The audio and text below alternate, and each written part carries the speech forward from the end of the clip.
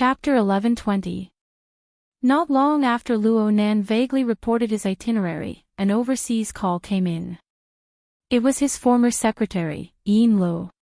She was currently the vice chairman of the Luo Nan and his Friends Foundation.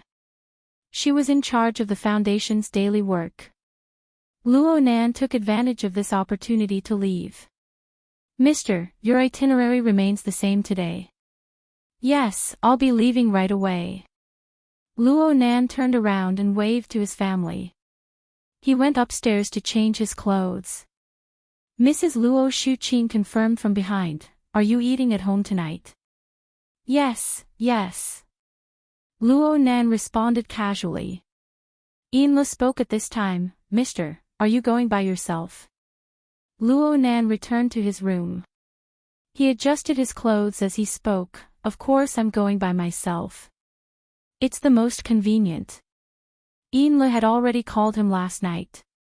The reason why she was so concerned was because she was the one who provided the coordinates for Luo Nan's destination today. It was an abandoned laboratory located northwest of Spring City at the southern end of the Hingduan Mountains. It was also the place where Luo Nan's mother, Mrs. Bo Qingwen, had died. Luo Nan wished to go there to offer his sacrifice. This was something he had desired ever since he could remember, but he was unable to do so. Today was Luo Nan's birthday, and it was also the anniversary of Bo Qingwen's death. He wouldn't delay any longer no matter what. "It's like this, mister." Yinla did her best to sense Luo Nan's emotions. She spoke carefully, "I reported to you that I found an informant when I confirmed the coordinates. He worked in the laboratory back then. Today, he found me and said that someone hired him to lead the way to the laboratory ruins. It seemed to be for the sake of offering his sacrifice. He asked me if I was one of them." Luo Nan furrowed his brows. "Who's the employer?" "He's not too sure. He said it was arranged by the boss." Yinla paused for a moment.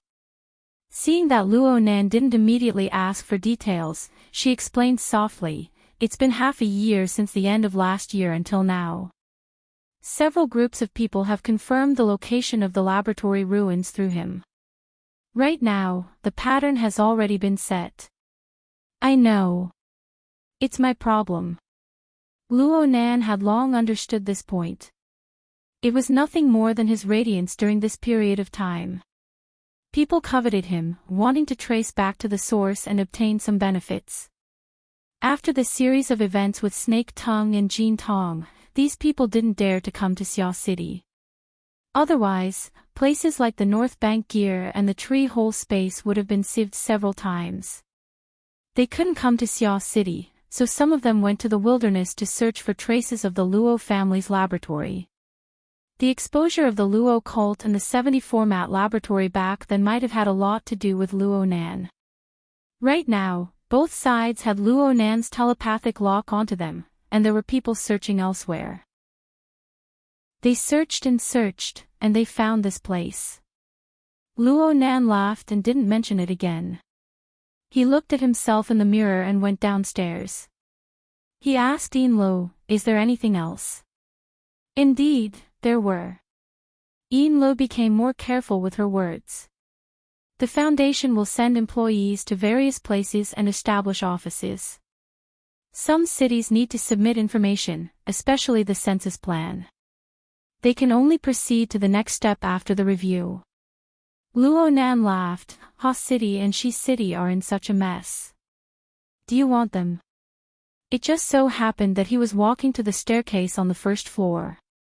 When he heard the keywords Ha City and Shi City, everyone in the family, including Madame Luo Shuqing, looked over.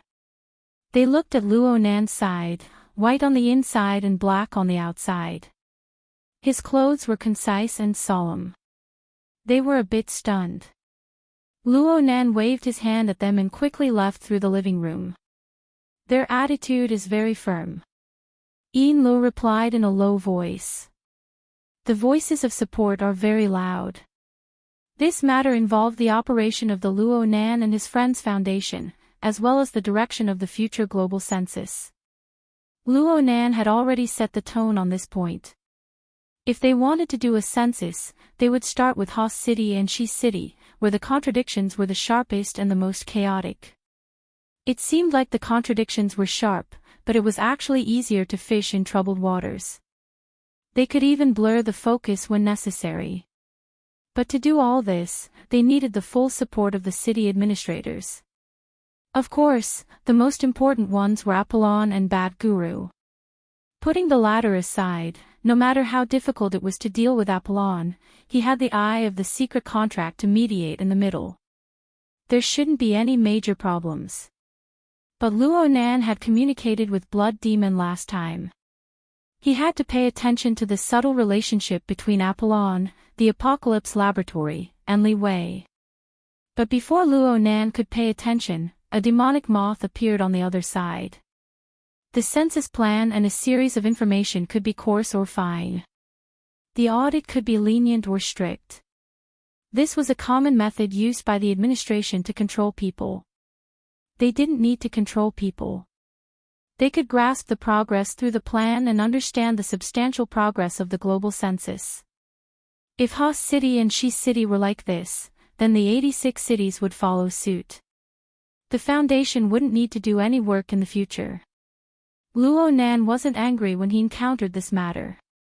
From his perspective, it was much better for Ha's city to send a demonic moth this early than for the Foundation to toss and turn after it had fully started its work. On the contrary, it had the effect of a warning. Besides, who would really count on the Foundation to do a census? If the spearhead were to be pointed over there, it could be considered as helping to cover up. Thinking about it this way, Luo Nan felt that there was a tacit understanding between him and Apollon. Do as they ask. There's no need to be anxious. Yes. Also, there's something else. It's about Miss Rui Wen. Luo Nan was already strolling along the community road. He subconsciously turned his head when he heard Rui Wen. He felt that Rui Wen could hear the sound coming from across the ocean. Yinlu didn't know Luo Nan's reaction. She just said, Mingtang culture's face was vague in this matter. They did a bunch of stupid things. It's because of my improper management. Mingtang culture was indeed a company invested in by the Castle Financial Group. Yinlu had taken the initiative to communicate and apologize. But Luo Nan didn't really care about this. In fact, with the current situation, the first one to be ambiguous was himself. This was because Luo Nan really didn't understand the abnormal attention and concern Rui when displayed in this public matter. It was hard to make a conclusion on what kind of problem it was. Perhaps this was an opportunity. It could enrich Rui Wen's overly monotonous life and help this little girl perfect her basic thinking circuits. It wasn't a bad thing. Of course, this couldn't be built on the foundation of psychological harm. The problem was, could this degree of disturbance really harm Rui Wen? Luo Nan didn't feel that this was a possibility for now. Aside from this, Luo Nan had an independent train of thought. It was just that it wasn't clear and mature enough. It was still faintly discernible. He needed to sort it out a bit more. Mingtang culture doesn't matter. Let's wait a bit more. Let's see what happens next. Yes. Yinlu was most likely more concerned about whether or not Luo Nan would get angry. She let out a sigh of relief when she saw him play it down. But there were some words that needed to be said. The upper echelons of Mingtang culture are mostly mediocre people. They aren't suited to have too much autonomy in this matter. If you don't mind, sir, you can use this opportunity to transfer a portion of the shares and the corresponding decision-making power. This will lower the risk to a minimum. Luo Nan slowly walked out of the community and arrived at the outer road. What do you mean? Yinlu spoke of the scheme in her mind. Miss Mo Ye is an insider and she's also your closest family member. She can hold at least a portion of the shares and have the right to speak on Mingtang culture's internal decisions. Mo Ye. I'm afraid she doesn't have the patience. Mr. Mo and Ms. Luo can do it as well. Okay. I'll go talk to them later. Ian Lee's words made it seem like the Castle Financial Group was giving away shares to her. It involved a huge wealth of millions. But it really wasn't much compared to Luo Nan's close relationship with the Blood Flame Order. The two didn't take this matter too seriously. Ian Lo only needed to know that Luo Nan wouldn't refuse. She didn't need to worry about the follow-up. But this didn't mean that Ian Lee's matter was over. She used this opportunity to report to the Blood Flame Order. She followed Luo Nan's instructions to simulate the progress of the Hellfire Tyrant. Luo Nan actually had a deeper understanding of this than Ian Lo. Ian Lo just used this as a primer to lead to another matter. Recently, the madam has been studying the simulation while she's been in closed-door training. She has some insights and wants to share them with you, huh? Luo Nan raised his eyebrows.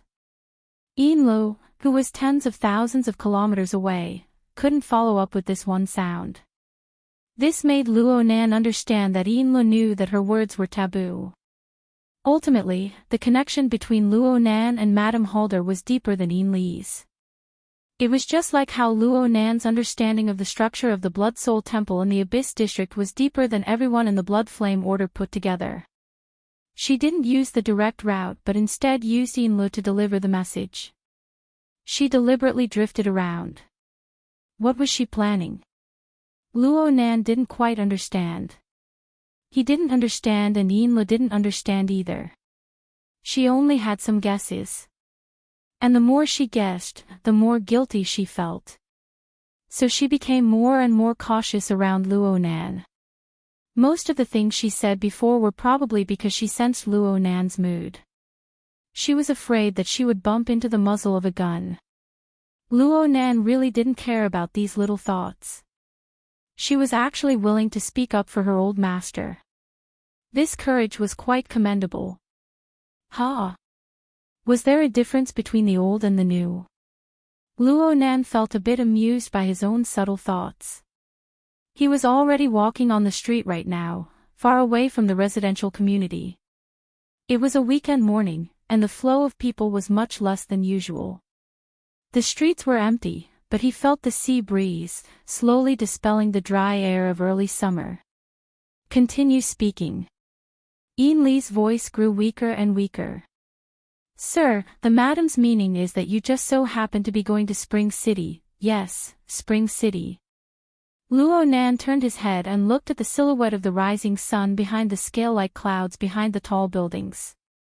He slightly narrowed his eyes and waited for the sun to shift in the clouds. The brightness and obscurity changed. Finally, rays of light filled the void and streaked through the gaps between the buildings.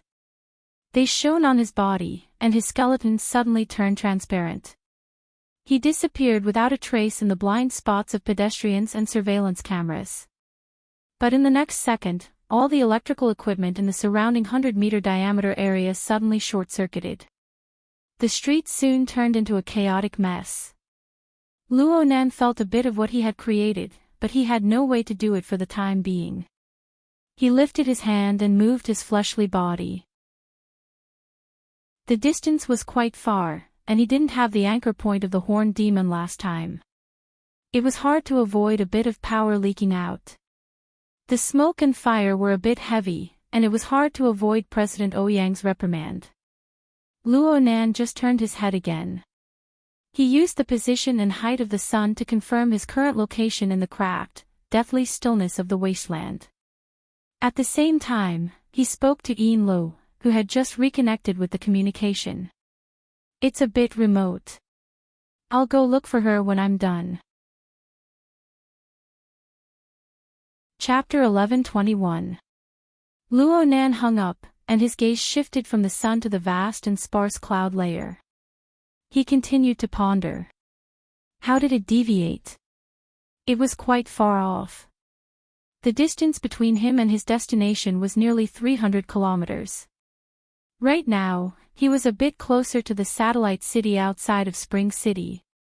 Though Luo Nan had intentionally made adjustments to avoid the impact of crossing space and directly colliding with the laboratory ruins, the error was so large that he had no choice but to ponder over it. In his field of vision, the appearance of the sun or the clouds was different from that of an ordinary person. It could be said that it had already broken the scope of common sense that had been transmitted in an orderly fashion over several thousand years of civilization. It had merged into the extremely complex structure of space and time. At this time, the magnetic optical mica was extending its enormous body that seemed to be broken in parts. It roughly enveloped the surface area of the planet, which was over 500 million square kilometers. It was still not satisfied with this. It borrowed the special nature of the Earth's magnetic field to merge its own magnetism into the planet's crust, mantle, and crust. It intersected with the different rotational speeds of the different layers of regions. It felt or attempted to play with the spatial magnetic field of this planet, and it fused with the surrounding distorted structure of space and time. At the same time, it closely followed the impact of the solar wind on the Earth's magnetic field. It mixed with the stream of rays and particles ejected from the polar regions. It naturally changed its nature and flowed deeper into the universe's space. It looked wanton and random, completely disregarding the integrity of its form. Or perhaps, as long as the subtle and profound magnetic structure existed, no matter how it tore and deformed, its essence was still one. As for whether or not its creator and controller could keep up, that was another matter. Of course, the magnetic optical mica had a reserved instinct in its endless process of expansion. Within the range of influence of its magnetic field, the magnetic optical mica used its special perspective to observe everything that existed in this area. It attempted to dismantle and piece them together into a more suitable structure. From Luo Nan's perspective, this could be considered a kind of aesthetic. Well, if he followed the magnetic optical mica's aesthetic taste, the world had a population of over 10 billion people. There were animals, plants, microorganisms, mutants, and other non-living existences that were trillions and trillions of times more numerous than humans. This included water, soil, minerals, and other non-living existences. It could be done slowly, or it could be done in an instant after accumulating enough energy. Every time Luo Nan touched the magnetic optical mica, he would feel a sense of accomplishment, as if he had saved the world. Fortunately, he managed to control this terrifying nature that humans could not understand, and did not let this being that he had created with the potential of a great monarch completely distort all life on Earth and even the space and time of its existence. The question was, who made this thing? No matter what, it was now under control. At the very least, there were no signs of it starting. Now that he thought about it, the magnetite mica he had encountered at the relay station was extremely powerful and had single-handedly suppressed the Heavenly Yuan Empire's army. However, if one were to look into it carefully, it was probably also restricted by the poisonous environment. Its range of influence was greatly reduced, and it only occupied a single planet. The distortion of space-time environment was also not strong enough. As for the one on Earth, it was still controlled, wasn't it? Luo Nan's mind raced a few times before he found the root of the problem. The problem lay in the restrictions. It was precisely because of his restrictions that the magnetic optical mica was unable to completely mold the space-time environment according to its aesthetic standards. There were certain rules and differences between the space-time of Earth and Earth. When Luo Nan came over, he relied on the cloud energy phantom of the magnetic optical mica that covered the entire world to realize the teleportation and shuttle. He followed the laws of the magnetic optical mica, and this formed a certain deviation from the true environment of Earth's spacetime.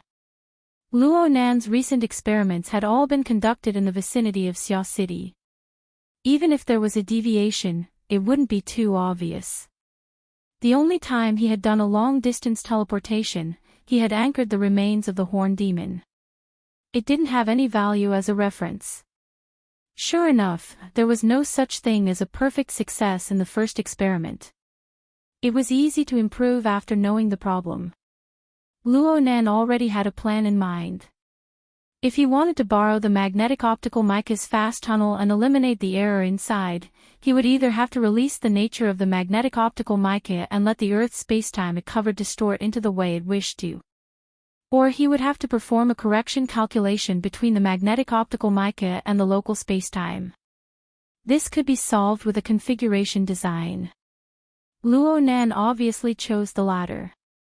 Even if he had to expend a bit more mental energy, it would save him 100 times more energy than when he used the Luo clan sandwich domain to forcefully break through the barrier between the two worlds and realize the teleportation leap.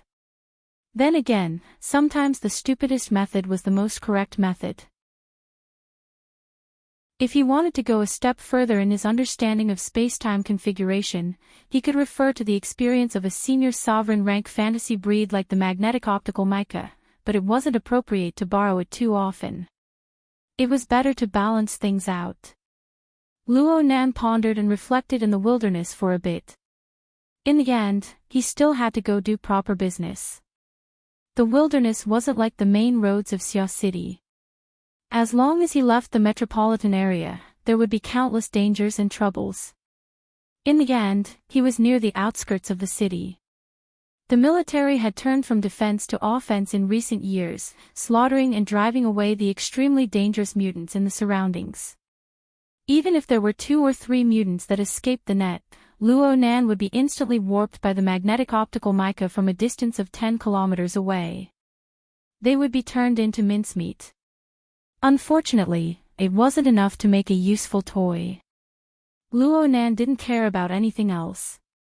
He recalibrated the position of the laboratory ruins and prepared to move over. But right at this time, a few reactions unexpectedly bumped into his core sensing network from the direction of Spring City. He turned his head. A surging yellow dragon had already risen in the boundless wilderness behind him. It was the sand and dust kicked up by off-road vehicles. The other party was heading in this direction at high speeds. Of course, Luo Nan could leave them in the dust in the blink of an eye, but he still stopped and looked back with a bit of curiosity. Not long after, several armed off-road vehicles that clearly bore the colors of the military appeared at the edge of his field of vision. It was just that they were limited by the uneven terrain of the hills, making them appear and disappear. The people within the thick armor certainly didn't have Luo Nan's perceptual ability. But with the support of the modern technological system, they utilized satellites and radars to form a network. They could still discover Luo Nan's existence ahead of time. This was under the premise that Luo Nan didn't deliberately conceal himself. Therefore, there were weapons on the armored off-road vehicles long before Luo Nan could see them. They locked onto the target from afar, and there were even unmanned surveillance drones flying towards them. Luo Nan raised his eyebrows. He just stood there, waiting to see how the other party would haggle. And over a dozen kilometers away, Lieutenant Colonel Chin of the Spring City Close Defense Army scratched his head within the vehicle that was stirring with dust. Where did this person pop out from? Fortunately, they weren't on patrol today. The problem was that they weren't on patrol. If they were on patrol, they would send drones to interrogate this youth who had suddenly appeared outside the city. After distinguishing him clearly, they would detain him and beat him. It would be much more refreshing. But right now, the first thing he thought of was to circle around him. Even if one didn't think with their knees, one would know that this youth who had suddenly appeared in the boundless wilderness was either an idiot or a lucky person. Or he was a special character that needed special attention. Looking at his bare body, he didn't look like the brainless donkey traveler of the present age who used his feet to measure the wilderness. He was dressed as if he was going to attend a funeral. Lieutenant Colonel Chin subconsciously glanced behind him. This was because the key person in the escort this time was dressed a bit similar to the one over there. He looked behind him.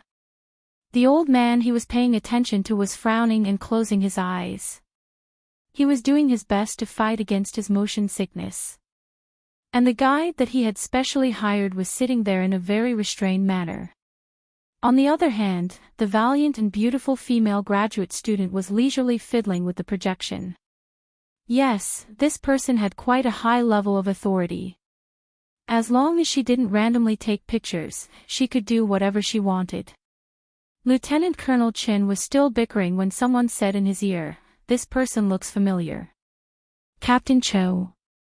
Cho Wei, who was beside him, was a bit lower in rank than Lieutenant Colonel Chin. But he had the halo of a Spring City hero. He was also a full-time member in charge of this security mission. Lieutenant Colonel Chin still valued Cho Wei's opinion, especially when Cho Wei's words had substance. "You've seen him before." Cho Wei shook his head. "I think I saw him in the distributed information." "Ha!" Lieutenant Colonel Chin cast his gaze towards the onboard AI projection interface. It had long since analyzed the recorded image, but there were no results. He could basically confirm that this person wasn't a resident of Spring City. Then, where did the information come from? Lieutenant Colonel Chin could only ask. As a burner, Cho Wei's authority in certain areas was above his. "Hello, Junior Luo." Before Cho Wei could reply, the female graduate student had already turned on the communicator. She was probably calling the school. Lieutenant Colonel Chin frowned. Before he could say anything, his sensitive ears heard a faint echo from the other side. "Senior Sister Tang.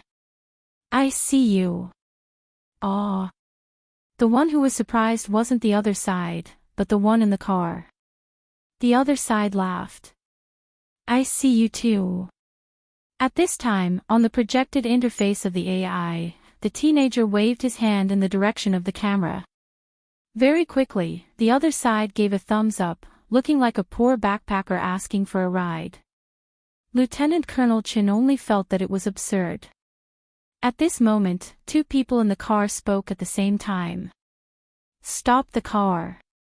The one who spoke was the female graduate student who had called earlier. The other was Captain Cho Wei, who was beside her. At this moment, the car was only about 2 kilometers away from the teenager. Lieutenant Colonel Chin subconsciously replied, "Stop now. Bring him up." The female graduate student replied matter-of-factly. Cho he actually didn't object. Lieutenant Colonel Chen's brows were tightly locked.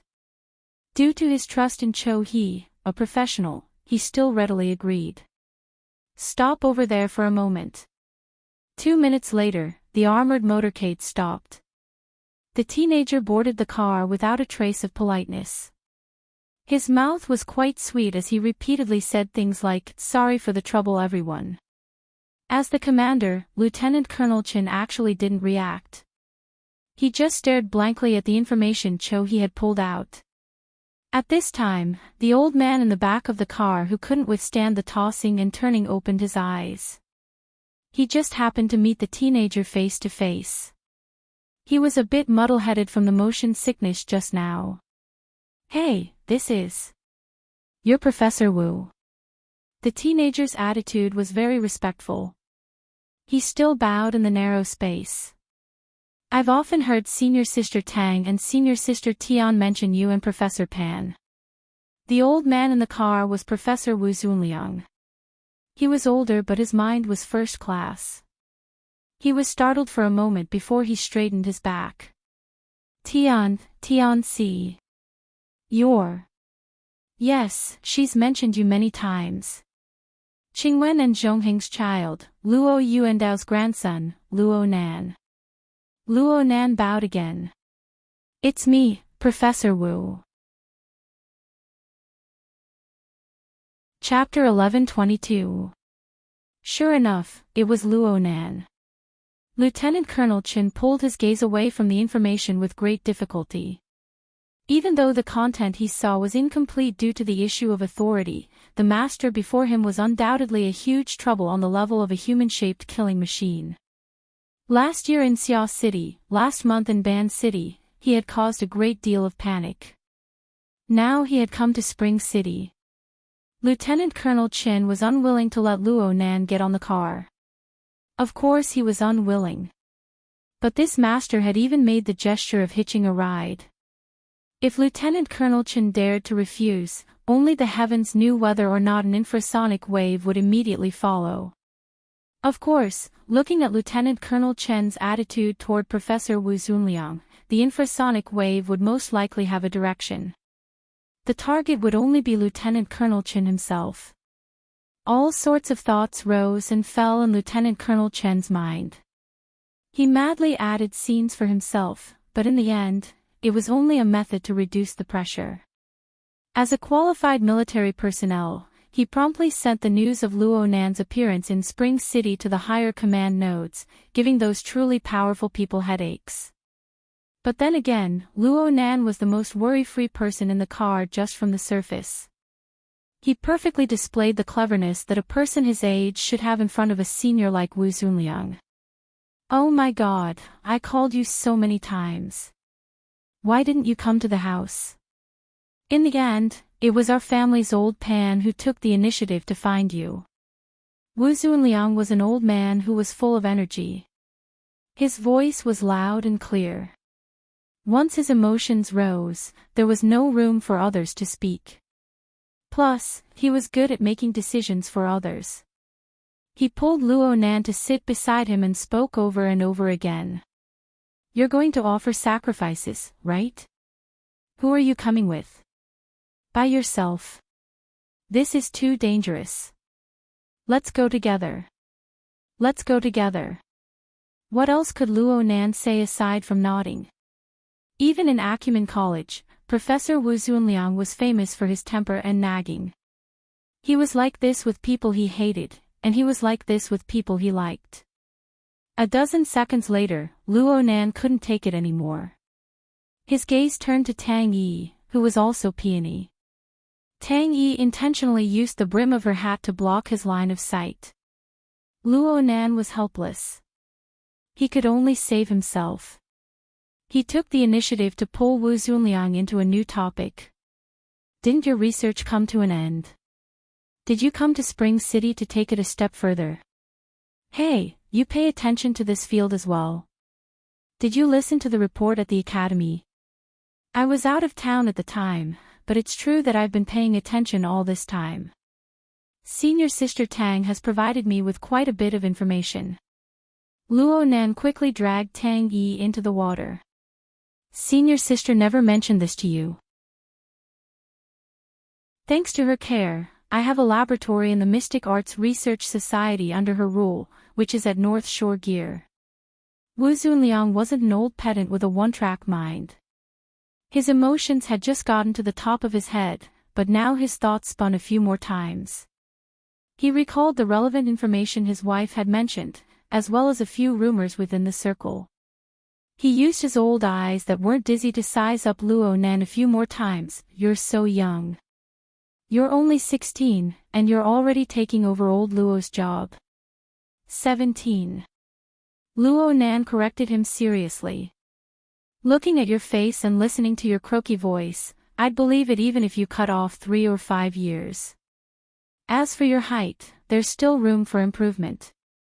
Back then, Zhongheng and Qingwen weren't short.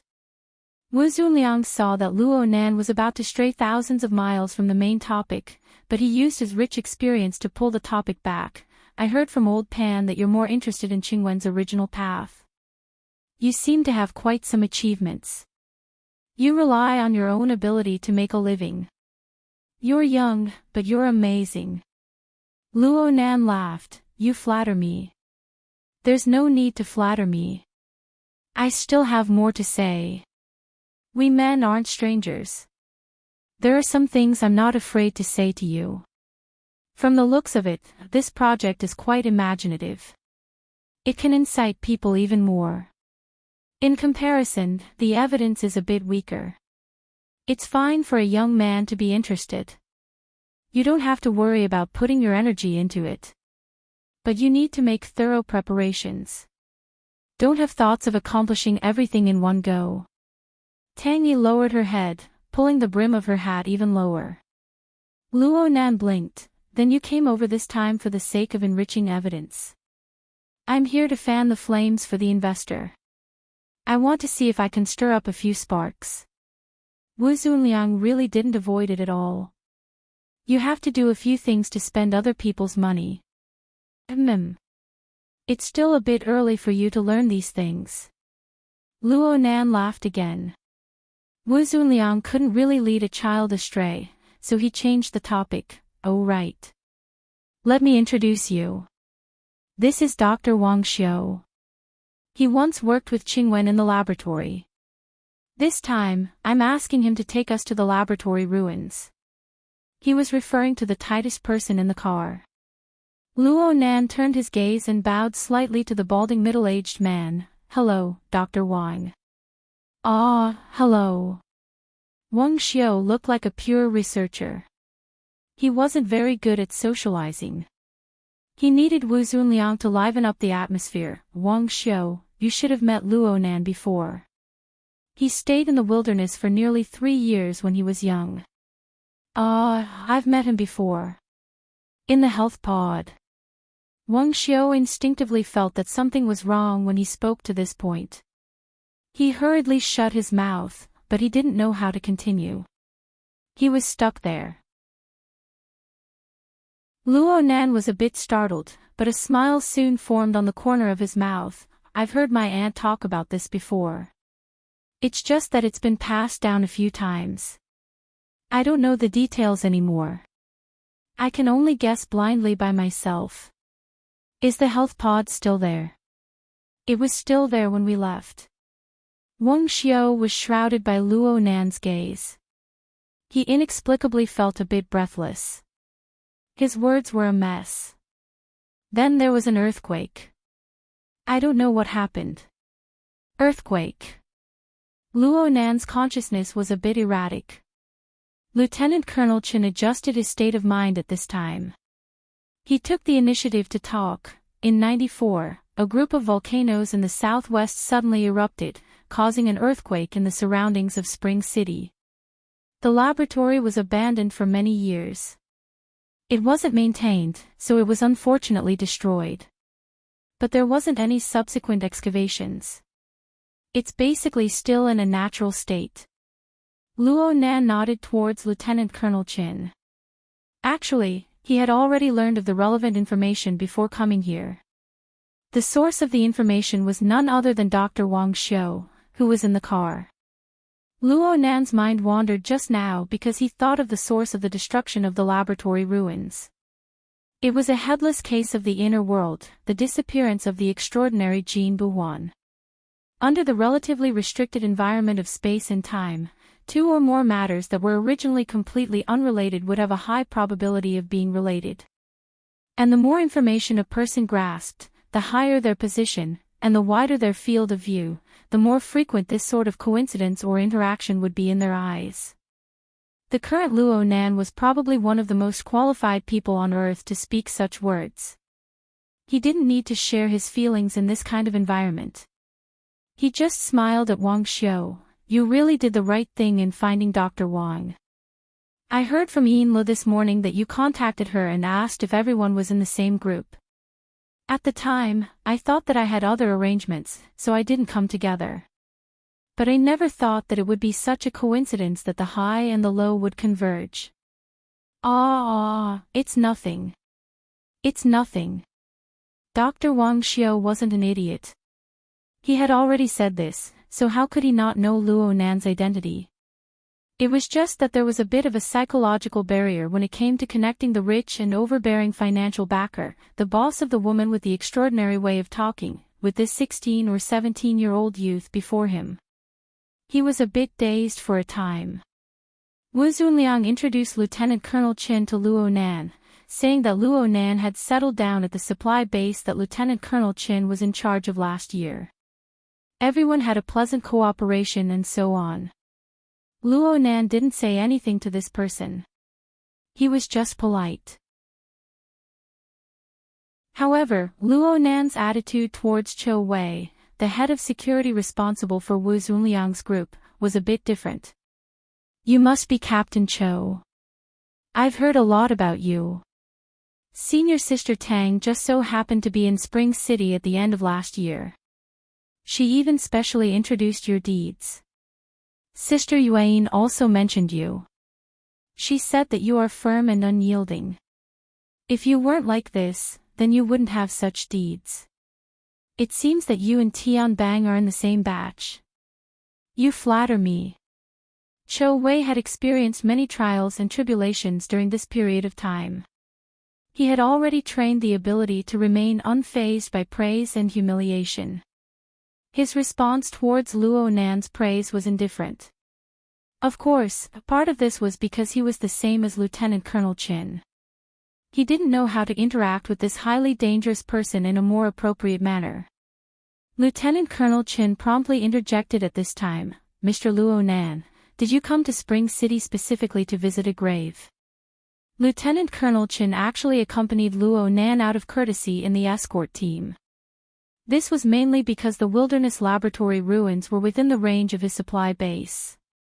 Cho Wei had taken over Senior Colonel Meng Tu's position from last year. This also resulted in some words that Cho Wei spoke rather stiffly. Lieutenant Colonel Chin was relatively more natural.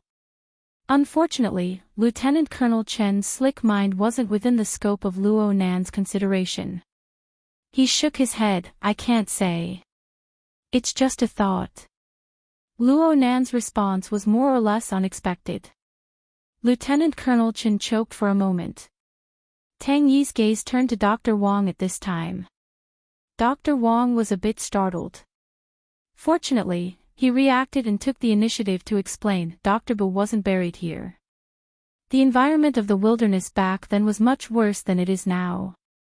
When we come to work in the Wilderness Laboratory, we have to do two things before we start working. The first is to sign a risk notice. The second is to make a will." After Dr. Bu passed away, her ashes were scattered in the wilderness according to the requirements of her will.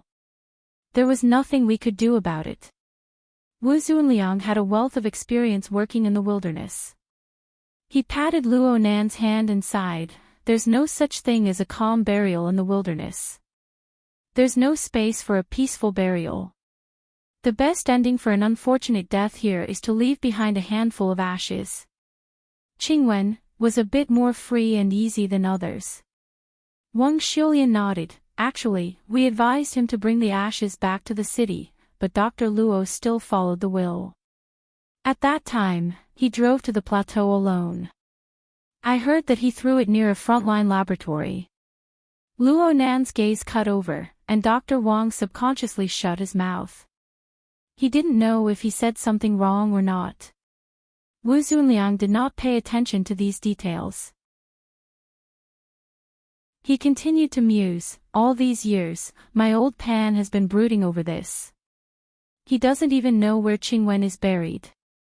It wasn't easy for me to get the news from Luo Yuan, but it's just like what you said, Xiao Nan." Luo Nan didn't look at anyone this time. His eyelids drooped as he repeated the key words from Wu Zunliang's words, "Luo Yuan." Chapter 11:23.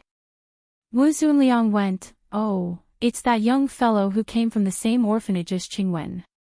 He should be 50 years old this year. Back then, he almost became my graduate student. In the end, he became Qingwen's follower and went to the wilderness. You're young. You probably don't have an impression." "No, I have a very good impression. After all, it was a rarely seen dimensional crossbow that utilized the laws of the polar domain. It nearly took my life." Of course, Luo Nan just revealed a smile at this time. He seems to have been operating a business in the wilderness these past few years. He's doing quite well. He also has a stake in Dr. Wang's company. Wu Zunliang was rather emotional. "It's not easy." "Really?" Luo Nan's gaze followed Wu Zunliang's description and he saw Dr. Wang's expression turn a bit odd. Dr. Wang just nodded his head over and over. From the perspective of a city dweller, the meaning behind operating a business in the wilderness and doing well was quite subtle. Wu Zunliang was quite natural. "We originally agreed to go together, but he had something to do at the last minute, so he introduced Dr. Wang." Has he been in contact with you guys these past few years? No. I heard my aunt mention that the two of them communicated when Dad was here, but their relationship didn't seem to be too good. Half of Luo Nan's words were fabricated. He had indeed heard the main contents of the story from Mrs. Luo Shuqing once. Of course, Mrs. Luo Shuqing had only mentioned a fellow with the surname Luo at the time. Due to a certain suggestion from her father, the project succeeded. The fellow called her father in his excitement and cursed him, calling him a deserter, a piece of trash, and so on.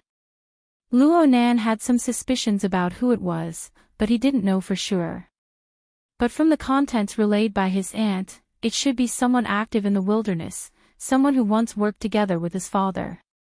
Luo Nan highly suspected that this Luo was actually Luo, but he didn't have any clear evidence. But they were chatting right now. They needed to gather information and expand in depth. They needed a starting point. Professor Wu Zunliang laughed and sighed when he heard this. The matters of young people. Of course, he's not young anymore. He changed the topic at this point. Little Nan, you're in your prime. I heard you talk about this sister and that sister. You seem to know quite a few. You seem to be quite likable. Ha! Yeah, everyone knows about Boss Luo's hobbies. Tang Yi added with a smile. Realization dawned on Wu Zunliang. I remember now. Old Pan did mention this before. In the end, Luo Nan had seen many shameless people during this period of time. He had many references when imitating them. Luo Nan just revealed an awkward yet polite smile. Then he quickly changed topics. You know, my situation here is special. Uncle and Aunt don't talk to me about what happened in the past. It's impossible to ask Grandpa, old Luo. I haven't seen him for a few years. The older I get, the more I can't stand it. How is he? Luo Nan responded in a reserved manner, it can't be any worse. Professor Wu Zunliang sighed yet again. His heart was filled with feelings of pity for this little fellow, Luo Nan. He strove to recall more and more, displaying his specialty in nagging to start a long chat mode. He still felt that this was not enough.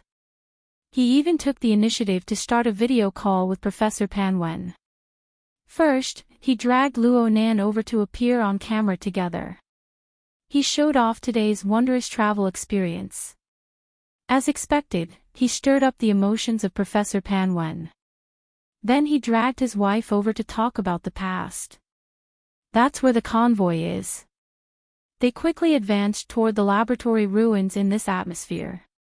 Lieutenant Colonel Chen, whose mind was filled with past events, was roughly a dozen kilometers away. He was worried about whether or not he would encounter additional risks due to knowing too much. At the same time, he dutifully informed Luo Nan, there's around 5 minutes left. Are we almost there? The limited field of view of the armored vehicle clearly couldn't satisfy Wu Zunliang's requirements. He simply stood up and looked through the windshield in front of him. Just stop for a bit. Professor Pan Wen felt quite helpless towards his wife's temperament. The two of them were both loud and clear. They had a few conflicts when they were talking about the past. It was inevitable that they would get a bit tired after yelling at each other from several thousand kilometers away. He took this opportunity to take the initiative to call a truce. We're almost there. We need to take care of things. What's the point of being so anxious and pale? Luo Nan. Professor Pan. I've heard quite a bit of news about you these past 2 days. Let's not talk about anything else. Since you've already made a name for yourself, you need to put on an act. Let your mother's soul in heaven be at ease. Let my shop shine. Oh my. What are you saying these pretentious words for? Wu Zunliang pointed at the projection area in annoyance. Luo Nan chuckled and responded with drooping eyes, as you wish. Professor Pan Wen seemed to laugh and sigh. He simply cut off the video. Wu Zunliang was still mumbling, I'm afraid I've seen too much in the past 2 years. I didn't realize it before. No one dared to respond. At this time, it was the turn of the others to take the initiative to change the topic. Tang Yi estimated the distance and turned to Dr. Wang. I remember you saying before you came that senior sister Qingwen didn't stay in this laboratory for long. Yeah. From what I remember, Dr. Bu stayed in the 100 Races laboratory for around half a year. She was mainly in the Highland Frontier laboratory before. She might not come down even once in a year or two. The main reason she came down this time was to wait to give birth. She seems to be suffering from severe altitude sickness. Dr. Wang's voice grew softer and softer. Even though his EQ was lacking, he felt that it was inappropriate to speak halfway through and associate what happened later. Plus, Luo Nan was separated from him by Professor Wu. Though he still had a smile on his face, Dr. Wang inexplicably felt that the atmosphere in the car had become very oppressive. He instinctively wanted to shut his mouth, but the young boss Luo, who came up to get a free ride, leaned forward slightly. His smiling and curved eyebrows were completely exposed before Dr. Wang's eyes. He took the initiative to ask, I know a bit about Mom's matters on the Highland. That can be considered her profession. In this laboratory, the 100 Races, right? What is she doing? This was like the pure curiosity of a child. At least Luo Nan showed it this way. It looked like he wasn't thinking too much. My ass. If Dr. Wang hadn't communicated with Mrs. Yin these past few days, he might have believed Luo Nan when he saw Luo Nan's standard, obedient grandson appearance. But he had such a meticulous and capable subordinate. Moreover, Luo Nan had casually extended his hand to stop the military vehicle. Luo Nan made Lieutenant Colonel Chen and Captain Cho exceptionally cautious and well-behaved. Could such a fellow really be pure and stupid? Dr. Wang relied on his IQ to see some clues, but his EQ was insufficient to support an appropriate response. The more this was the case, the more speechless he became. Next to him, Luo Nan's seemingly simple and pure smile gave him more and more pressure. Fortunately, Tang Yi followed Luo Nan's lead and asked at this time, Dr. Wang, you research genetic engineering, right? Since the 100 Races laboratory is in the wilderness, it should be researching mutant genes, right? Our fields of study cross paths. Ah, yes. But I'm doing it very shallowly. I'm saying that I'm doing it relatively shallowly. Actually, I'm really ashamed of the 10 years I've spent since returning from the wilderness. As long as he could open his mouth to speak, he could erase the awkwardness and reduce the pressure he felt from Luo Nan. Dr. Wang couldn't care less. Actually, the things I'm researching right now are much shallower and more fragmented than when I was in the laboratory. Let's not talk about the direction. There are many rules and regulations that I don't dare to jump out of. Having said this, Dr. Wang looked at the two military personnel at the front of the vehicle. He couldn't help but feel a bit guilty. Tang Yi just so happened to continue at this time. I heard my teacher say that Mr. Luo Yuandao's level of thought experimentation and project design is far from what the results of the laboratory can reflect. That's not what I said. Wu Zunliang chuckled. My original words are that the things in his brain are like flying a kite. The wind is just a bit stronger, and all the serious experiments that are tied to the back of his head fly away. Having said this, the old man felt that Tang Yi was going a bit overboard when he saw the gaze Tang Yi cast over. He hurriedly patted the back of Luo Nan's hand twice. You understand the intent. You understand the intent. Tang Yi's explanation is quite good. Luo Nan smiled and nodded. I understand. Sometimes, grandfather's train of thought is dragged particularly far away. However, I feel that his research on the biological plane is quite solid. I've only studied a portion of the notes. It's mainly some knowledge on the application of targeted drugs. But I feel that there should be even more fundamental things existing beneath this applied knowledge. So I want to ask Dr. Wang. What was the research related to genetic engineering back in the 100 Races laboratory? Were there any clearer results? You wouldn't have a confidentiality agreement or something like that, right? The agreement has already expired. Actually, later on, Dean Luo. Oh, that's Mr. Luo Yuandao. That's what we all called him back then.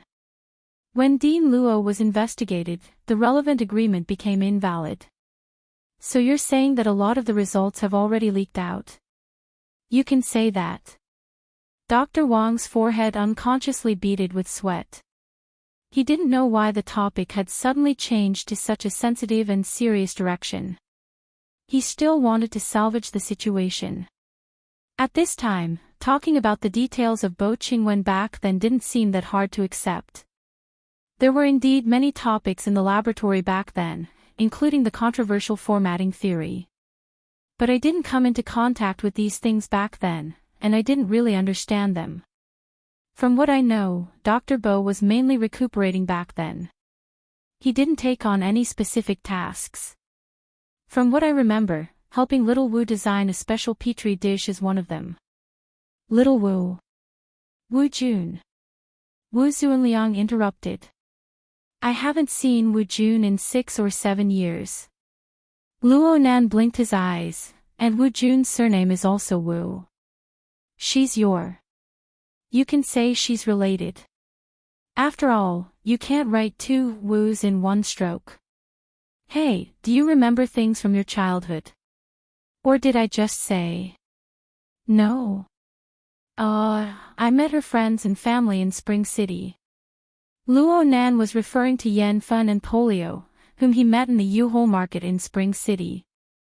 As his thoughts spun, Polio, the former bosom friend, who viewed his father as an enemy, flashed in Luo Nan's mind with a stubborn and adorable face. Luo Nan subconsciously laughed, but he soon frowned. The car slowed down at this time. They arrived at the laboratory ruins. Chapter 11:24. When he got out of the car, Wu Zunliang was still confused. Home. There shouldn't be anyone left in her family. Back then, old Luo Tua Panda was old Pan's younger brother. At that time, he was working in Spring City. Old Luo asked him to help recruit a few graduate students who could work nearby. I felt that it was tough for Wu Jun to study alone in Spring City, so I spoke up for her. Yes, it's Professor Panda. Lil Wu and I were recruited in the same batch as him. Lil Wu is the youngest in this batch. Dr. Wang was the first to get out of the car. He breathed in the slightly hot and dry air of the wilderness and felt that the pressure on him had lessened a little. His body movements became a lot livelier, and he nodded like he was pounding garlic. When it was Wu Zunliang's turn, he refused Tang Yi's support. When Luo Nan took over, he didn't refuse, but he still put on a vigorous posture. He even jumped a little at the end. At the same time, he did not stop talking. At that time, I was also thinking that Wu Jun's personality was relatively weak, and she would not be able to come up with anything on her own. She might as well borrow old Luo's name to train herself. In the end, she really dived headfirst into it. It's just that your Luo family has infected her with mysteriousness. She didn't even say anything about that project of hers. It was old Luo who mentioned it earlier that it was an ecological network at the genetic level aimed at the mutants, distributed aberration gene network ecology research, Professor Wang blurted out. It was rare for him to say the names so fluently. Luo Nan raised his eyebrows, but then he took the initiative to change the topic. Your joints and muscles are quite active. Luo Nan gave an appropriate evaluation. She usually takes care of herself properly. She soaks in the health pod quite a bit. Moreover, it should be targeted training. Wu Zunliang felt that Luo Nan's words were objective and that his vision was unique. Wu Zunliang felt quite comforted in his heart. City people do field work. Don't they have to put in a bit of effort? As the old man spoke, he stood still and looked around. This area was still very desolate, but within his field of vision, including the area under his feet, he could see faint traces of human activity. Occasionally, he could see edges and corners in the depths of the weeds, which were the remains of some buildings. This place was indeed in ruins, the kind that was completely destroyed. The most eye-catching thing in the vicinity was the vehicle and personnel that they had brought with them. Other than the armed vehicle that had transported them over, there were nearly 20 soldiers or military-style bodyguards on the other 2 armored vehicles. They were all equipped with exoskeletons, and there were even 4 deep blue walkers inside. They had already pulled up a cordon around them. Generally speaking, 1 or 2 grade B ability users would not dare to provoke this team. Luo Nan looked at Tang Yi. Your sponsor is quite generous. After all, it's a project that has a high chance of being selected as one of the Star Alliance's Millennium Focus topics. Furthermore, it's especially easy to use in terms of concept and size. Tang Yi pinched the brim of her hat and smiled subtly. Compared to the possible profits, the research funding is only a small amount. At this time, Lieutenant Colonel Chen walked over from the front of the car. Professor Wu, according to the data in the database, there are no longer any mutant species of B and above in the surrounding area. The closest mutant nest is 200 kilometers away, so it's basically safe. But it's best if we don't stay for too long. This is still an area where low-altitude predators frequently roam. Okay. Wu Zunliang agreed without meaning it. His gaze shifted from Luo Nan's face to Dr. Wang. We don't have any concept of this place. We'll leave the rest to you. It's been a few years since I've been here. I definitely remember the way. Right now, Dr. Wang was practically the focus of everyone's attention. He couldn't help but be a bit nervous. He subconsciously found an excuse for himself, but soon he made another statement under Luo Nan's gaze. He gestured with his hand as he spoke, inviting the group of people to move forward. There's actually quite a distance between this place and the original core area of the laboratory. What we see before us is just a defensive bunker from back then. Half of it is above ground and the other half is underground. The laboratory is completely underground, so the damage caused by the earthquake was extremely severe. Luo Nan didn't understand, so he asked, why is it underground? There's a natural karst cave there. But wouldn't that be even more dangerous? The danger level of mutants will be even higher in a humid environment with little light or even no light. Ah! Dr. Wang was speechless. Luckily, Luo Nan didn't delve too deeply into the matter. The group of people continued forward. The outer cordon also moved along with them. There were also 3 armed vehicles, causing quite a clamor in the wasteland. Luo Nan cast his gaze over, but he didn't say anything in the end. However, Lieutenant Colonel Chen, who had been paying attention to the changes in Luo Nan's expression, immediately pulled on Captain Chow's arm. He exchanged a few glances with Captain Cho. Perhaps there was also internal communication. In short, Captain Cho hesitated for a few seconds before giving the order to have the armed vehicles stand by. Only the security personnel followed. Without the rumbling of machinery, the surrounding environment suddenly became much quieter. It was to the extent that Dr. Wang's voice became all the clearer. Since he was stumped by the question just now, he did his best to change the topic to a direction he was good at while acting as a tour guide. The vast majority of our group of people participate in the distributed gene project. We differentiate and separate mutant genes, determine their growing environment, and think of ways to make them live together. It's similar to mulling over a microscopic ecosphere. According to Dean Luo's words, structure is the most important thing. Whether it's the structure of the ecological food chain or the structure of the physical bearing space environment. Dr. Wang's words became more and more fluent when he spoke of familiar technical fields, back in the laboratory, we were mainly in charge of the design of the food chain. Little Wu was mainly in charge of designing an idealized coexistence environment. Both sides worked hard together to ensure that they were able to complete a cyclic dynamic gene competition map in a continuous spacetime environment. They used this to compare the nature and evolutionary trends of the various mutant genes that appeared in the wilderness. They wanted to see which ones were stronger and which ones were weaker. They wanted to see whether or not they were in line with the actual environment of the mutant species in the wilderness. On the other hand, they wanted to find an ideal genetic coding sequence. Those who dabble in biology are basically pursuing these things. Wu Zhuanliang gave a brief evaluation. Then he looked pensive. I've seen your thesis online. Indeed, a considerable portion of it is in the field of gene competition. Even though it's been over a decade, it's still quite insightful looking at it now. Dr. Wang could only say, I'm ashamed. At this time, he was already unable to stop himself.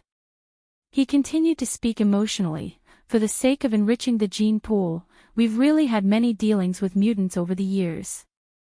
All kinds of experiments. Especially the genetic samples of some powerful mutants. The laboratory has no way of collecting them. It's especially troublesome to go through official channels. We can only entrust it to the wilderness hunters and tribes. We have to spend large sums of money every year. There were several times when I thought that the laboratory wouldn't be able to support itself, but in the end, we didn't fall because of money. Instead, we fell because of other messy matters. Wu Zhuanliang sighed. He wanted to say a few more words, but it was dull and tasteless. The group had already walked over 200 meters in by now. Lieutenant Colonel Chen dutifully informed them, there's a collapsed area up ahead. For the sake of safety, it's better to maintain a certain distance. Dr. Wang also agreed, the structure of the collapsed area is unstable. Oh, actually, that area used to be one of the safe areas of the laboratory. It was Dr. Bu's time. It suffered an impact and became relatively weak. It collapsed the most severely during the earthquake. Luo Nan turned to look at him, is it there? Actually, it's a bit to the side. Dr. Wang did his best to organize his words. In the year 80, the laboratory had already been captured. Everyone was hiding in a safe house. In the end, they were threatened by those people outside with explosions. It seems that there were mutants that could travel through the soil and so on. It was a complete mess. The collapsed area was the area that suffered the heaviest damage back then. Everyone was in a state of panic for the next few years. Their finances were strained, so they never had time to repair it. Dr. Wang didn't describe the situation back then clearly, aside from becoming long-winded due to his nervousness. He didn't even know as much as Luo Nan did from the data. However, it was this lively mood that drew in a feeling of immersion that was hard to embody with the cold numbers in the manuscript. Luo Nan's gaze stopped on Dr. Wang's face. Perhaps it was because of his gaze that Dr. Wang was unable to continue. It's probably because of this reason. Luo Nan pursed his lips slightly. Dr. Wang. You know that I don't really care about why this place has become like this. If it was possible, I would like to hear more about the matters concerning my mother.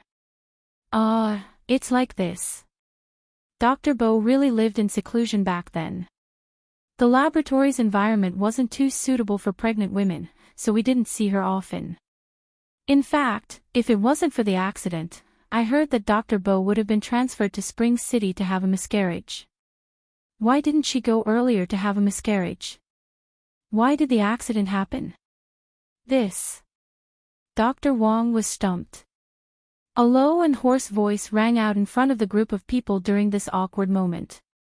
It overflowed the security personnel's warning line and was clearly transmitted. Why are there so many whys? If you really want to find a reason, it's nothing more than the terrible curiosity of your Luo family.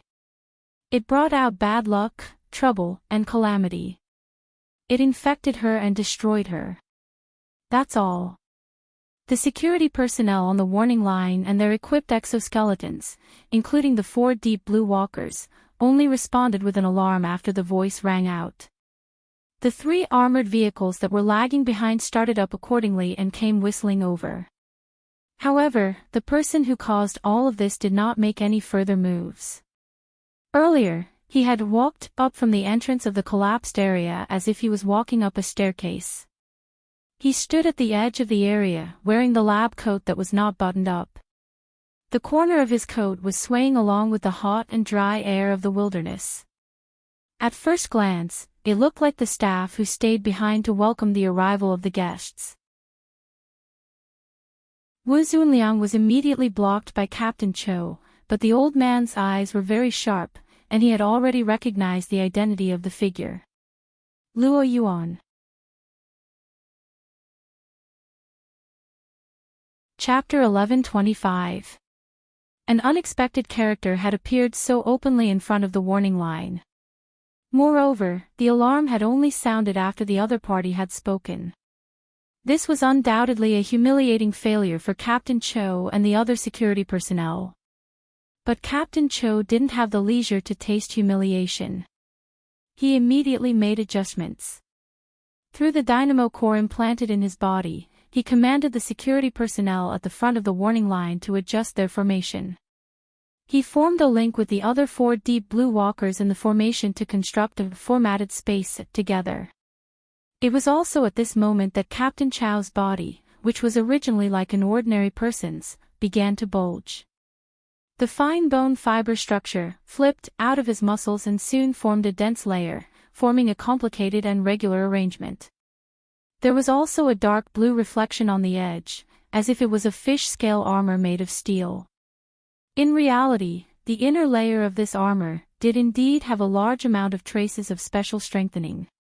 It was absolutely not the result of a simple mutation. Clearly, while Captain Cho was undergoing treatment in isolation, whether it was out of his own will or not, he had indeed received a considerable degree of research and modification, so much so that he could perform some kind of active mutation and achieve a deep integration with the Deep Blue platform. Captain Cho, can you assist our Foundation in doing some research later? Captain Chow's expression was mostly hidden under the scale armor. Moreover, he was facing straight ahead. No changes could be seen. On the other side, Lieutenant Colonel Chen couldn't help but turn his head. He just happened to see Luo Nan, who had been supporting Wu Zunliang as a polite junior. Luo Nan withdrew his hand and went straight ahead. There was even a bit of a smile on his face as he passed by Captain Cho. He gave the former a slight nod. Perhaps it was an illusion.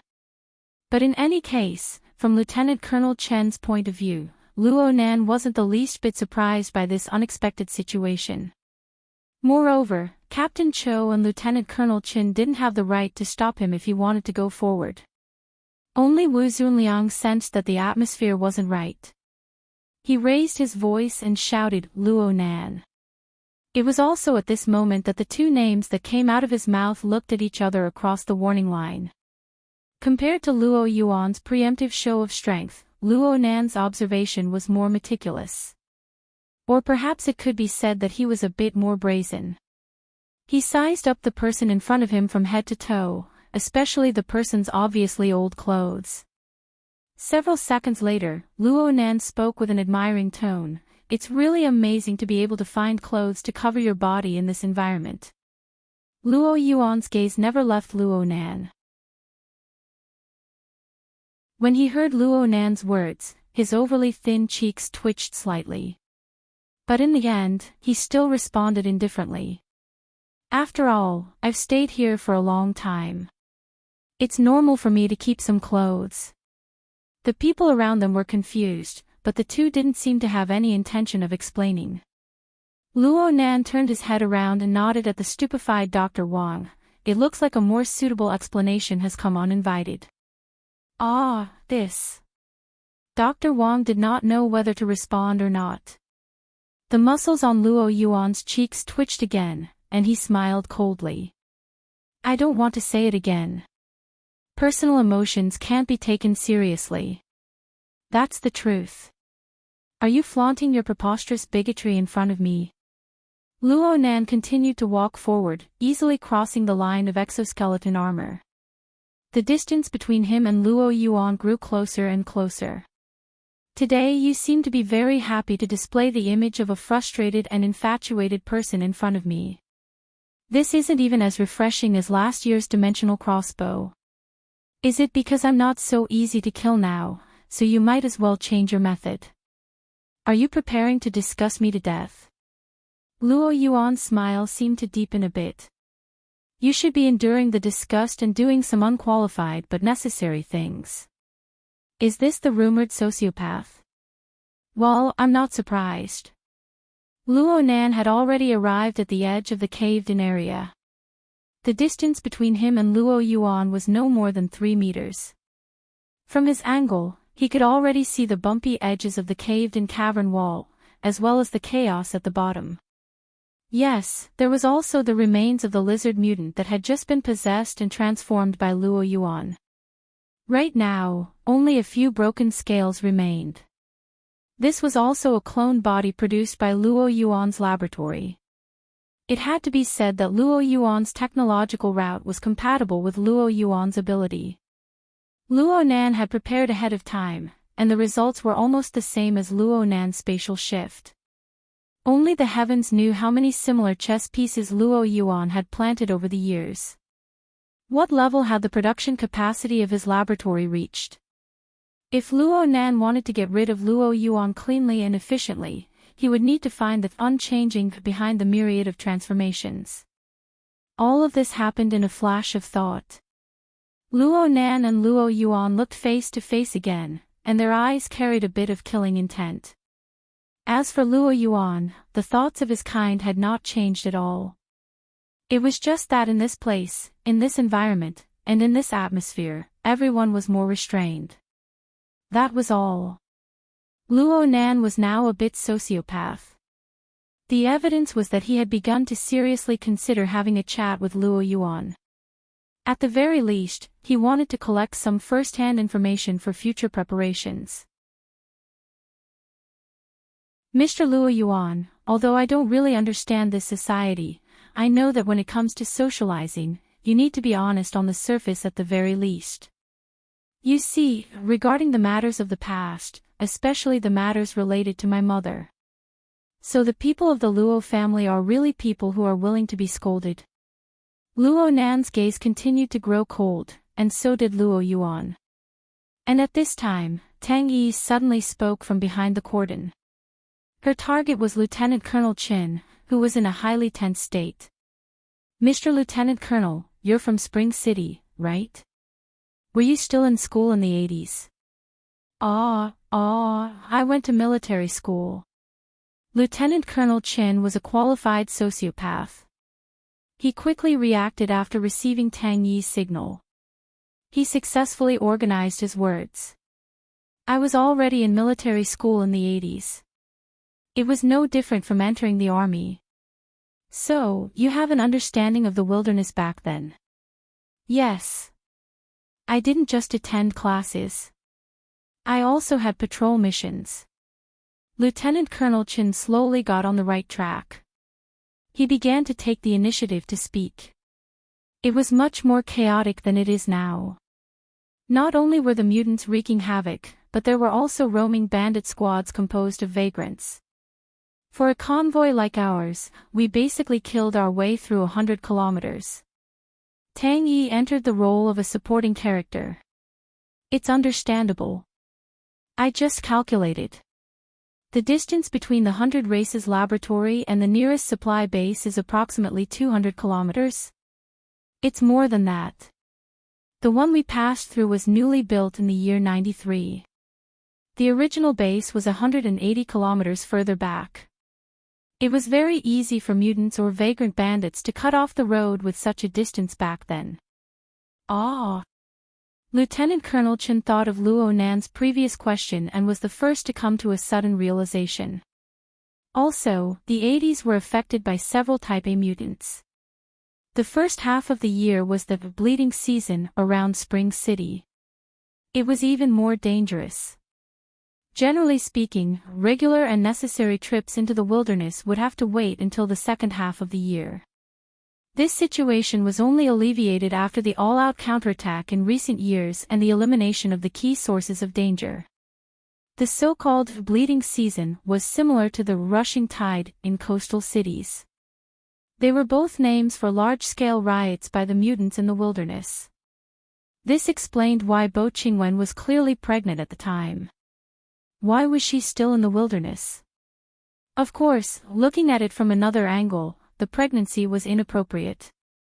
Luo Zhongheng could also be blamed for it. Luo Nan turned his head to look.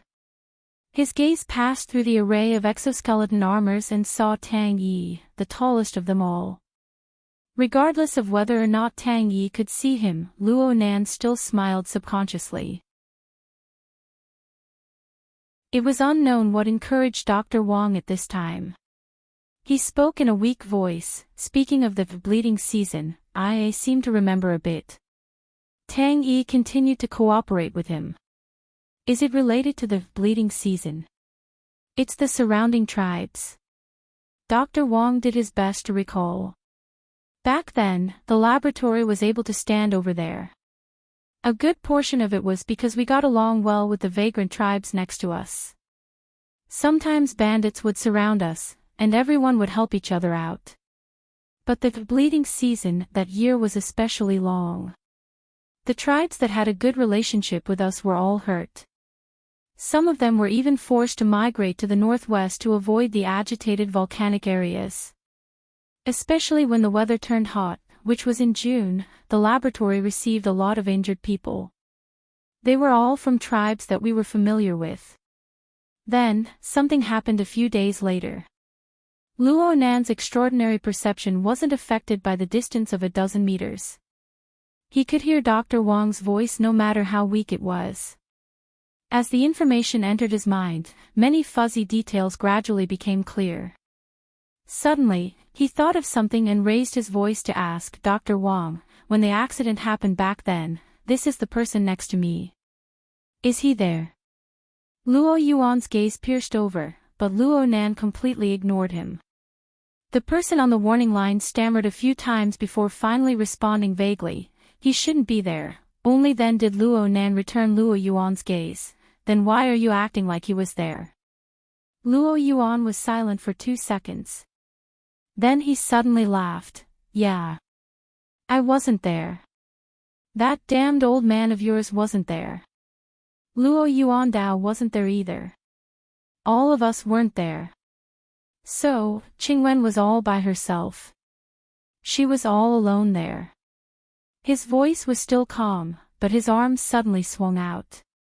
He pointed at the collapsed cave entrance, at an area that ordinary people couldn't see. There, she made her life's choice. The last time. The stupidish time. She was even stupider than her choice of Luo Zhongheng.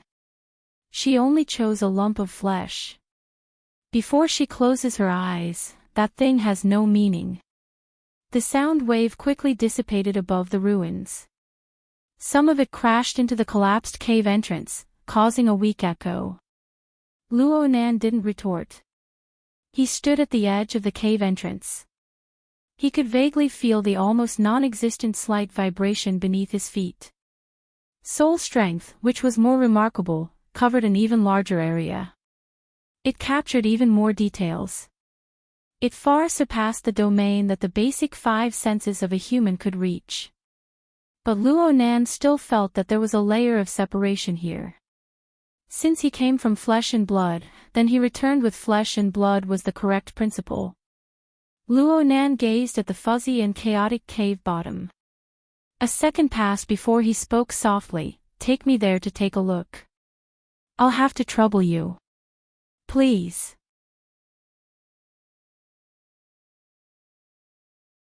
Chapter 11:26. Luo Yuan straightforwardly agreed to Luo Nan's request.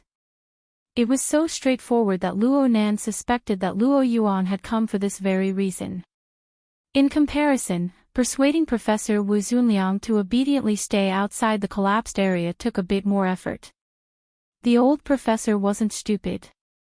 Of course, he could see the high tension between Luo Nan and Luo Yuan.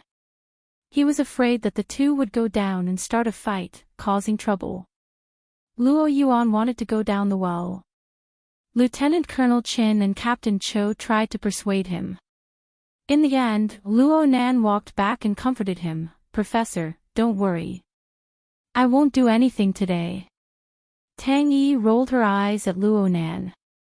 She turned her head and said with a smile, "Teacher, don't worry about this. When immortals fight, mortals suffer. If this continues, the ones who will collapse will be Lieutenant Colonel Qin and the others." Wu Zunliang glared at her. "Immortals my ass. What's so great about being an ability user? It's not like I haven't seen it before." Tang Yi's smile didn't change. In any case, once this membrane was pierced, some things would be easier to talk about. Wu Zunliang nodded at Luo Nan. He raised his voice and shouted at Luo Yuan, "You guys have great abilities. I can't control you guys. It's fine if you don't let me go down, but give me a view sharing. You guys need to remember that I also came with a mission from my family." "Okay, we'll do as you say." Luo Nan was the first to agree. Luo Yuan also bowed, tacitly agreeing. Luo Yuan's method of coming over was too rough. He didn't have any electronic equipment on him, so the view sharing was left to Luo Nan. The hexier he wore was very good at doing this. After activating the function, Wu Zunliang didn't continue to nag. He just simply said through the sharing function, "Be careful." Luo Nan smiled at Wu Zunliang. He and Luo Yuan directly sank into the depths of the collapsed hole. As they quickly descended, the sunlight that shone in from the entrance of the cave also weakened rapidly. Soon, only a distorted and swaying shadow silhouette was left in the human's natural vision. The breathing that Wu Zunliang shared with him was clearly much heavier. For an old man who did not possess supernatural abilities, the experience of rapidly descending in a dark environment without any tools was still a little too stimulating. However, Wu Zunliang didn't know that what he was able to share with Luo Nan was merely an insignificant small portion of Luo Nan's entire level of perception. Even if it was a simulation carried out by an intelligent instrument with night vision capabilities, it wouldn't be able to display even a fraction of Luo Nan's perception. Whether it was Luo Nan or Luo Yuan, they wouldn't rely purely on their natural vision to capture and process information in this complex dark environment. At this moment, the range, the frequency, and the way they interfered with the material plane represented the breadth, depth, and precision of their senses. Their respective senses would clash and interfere with each other, especially when there was Luo Nan, a perception freak that covered the entire region. The two of them didn't say anything, but their contact and probing on the level of perception never stopped. Luo Yuan senses Luo Yuan. Luo Yuan's Luin Nan, Luo Yuan's Luo Nan, Luin, Nan, Luo, Luo, and Luo Yuan's Nan. Nan.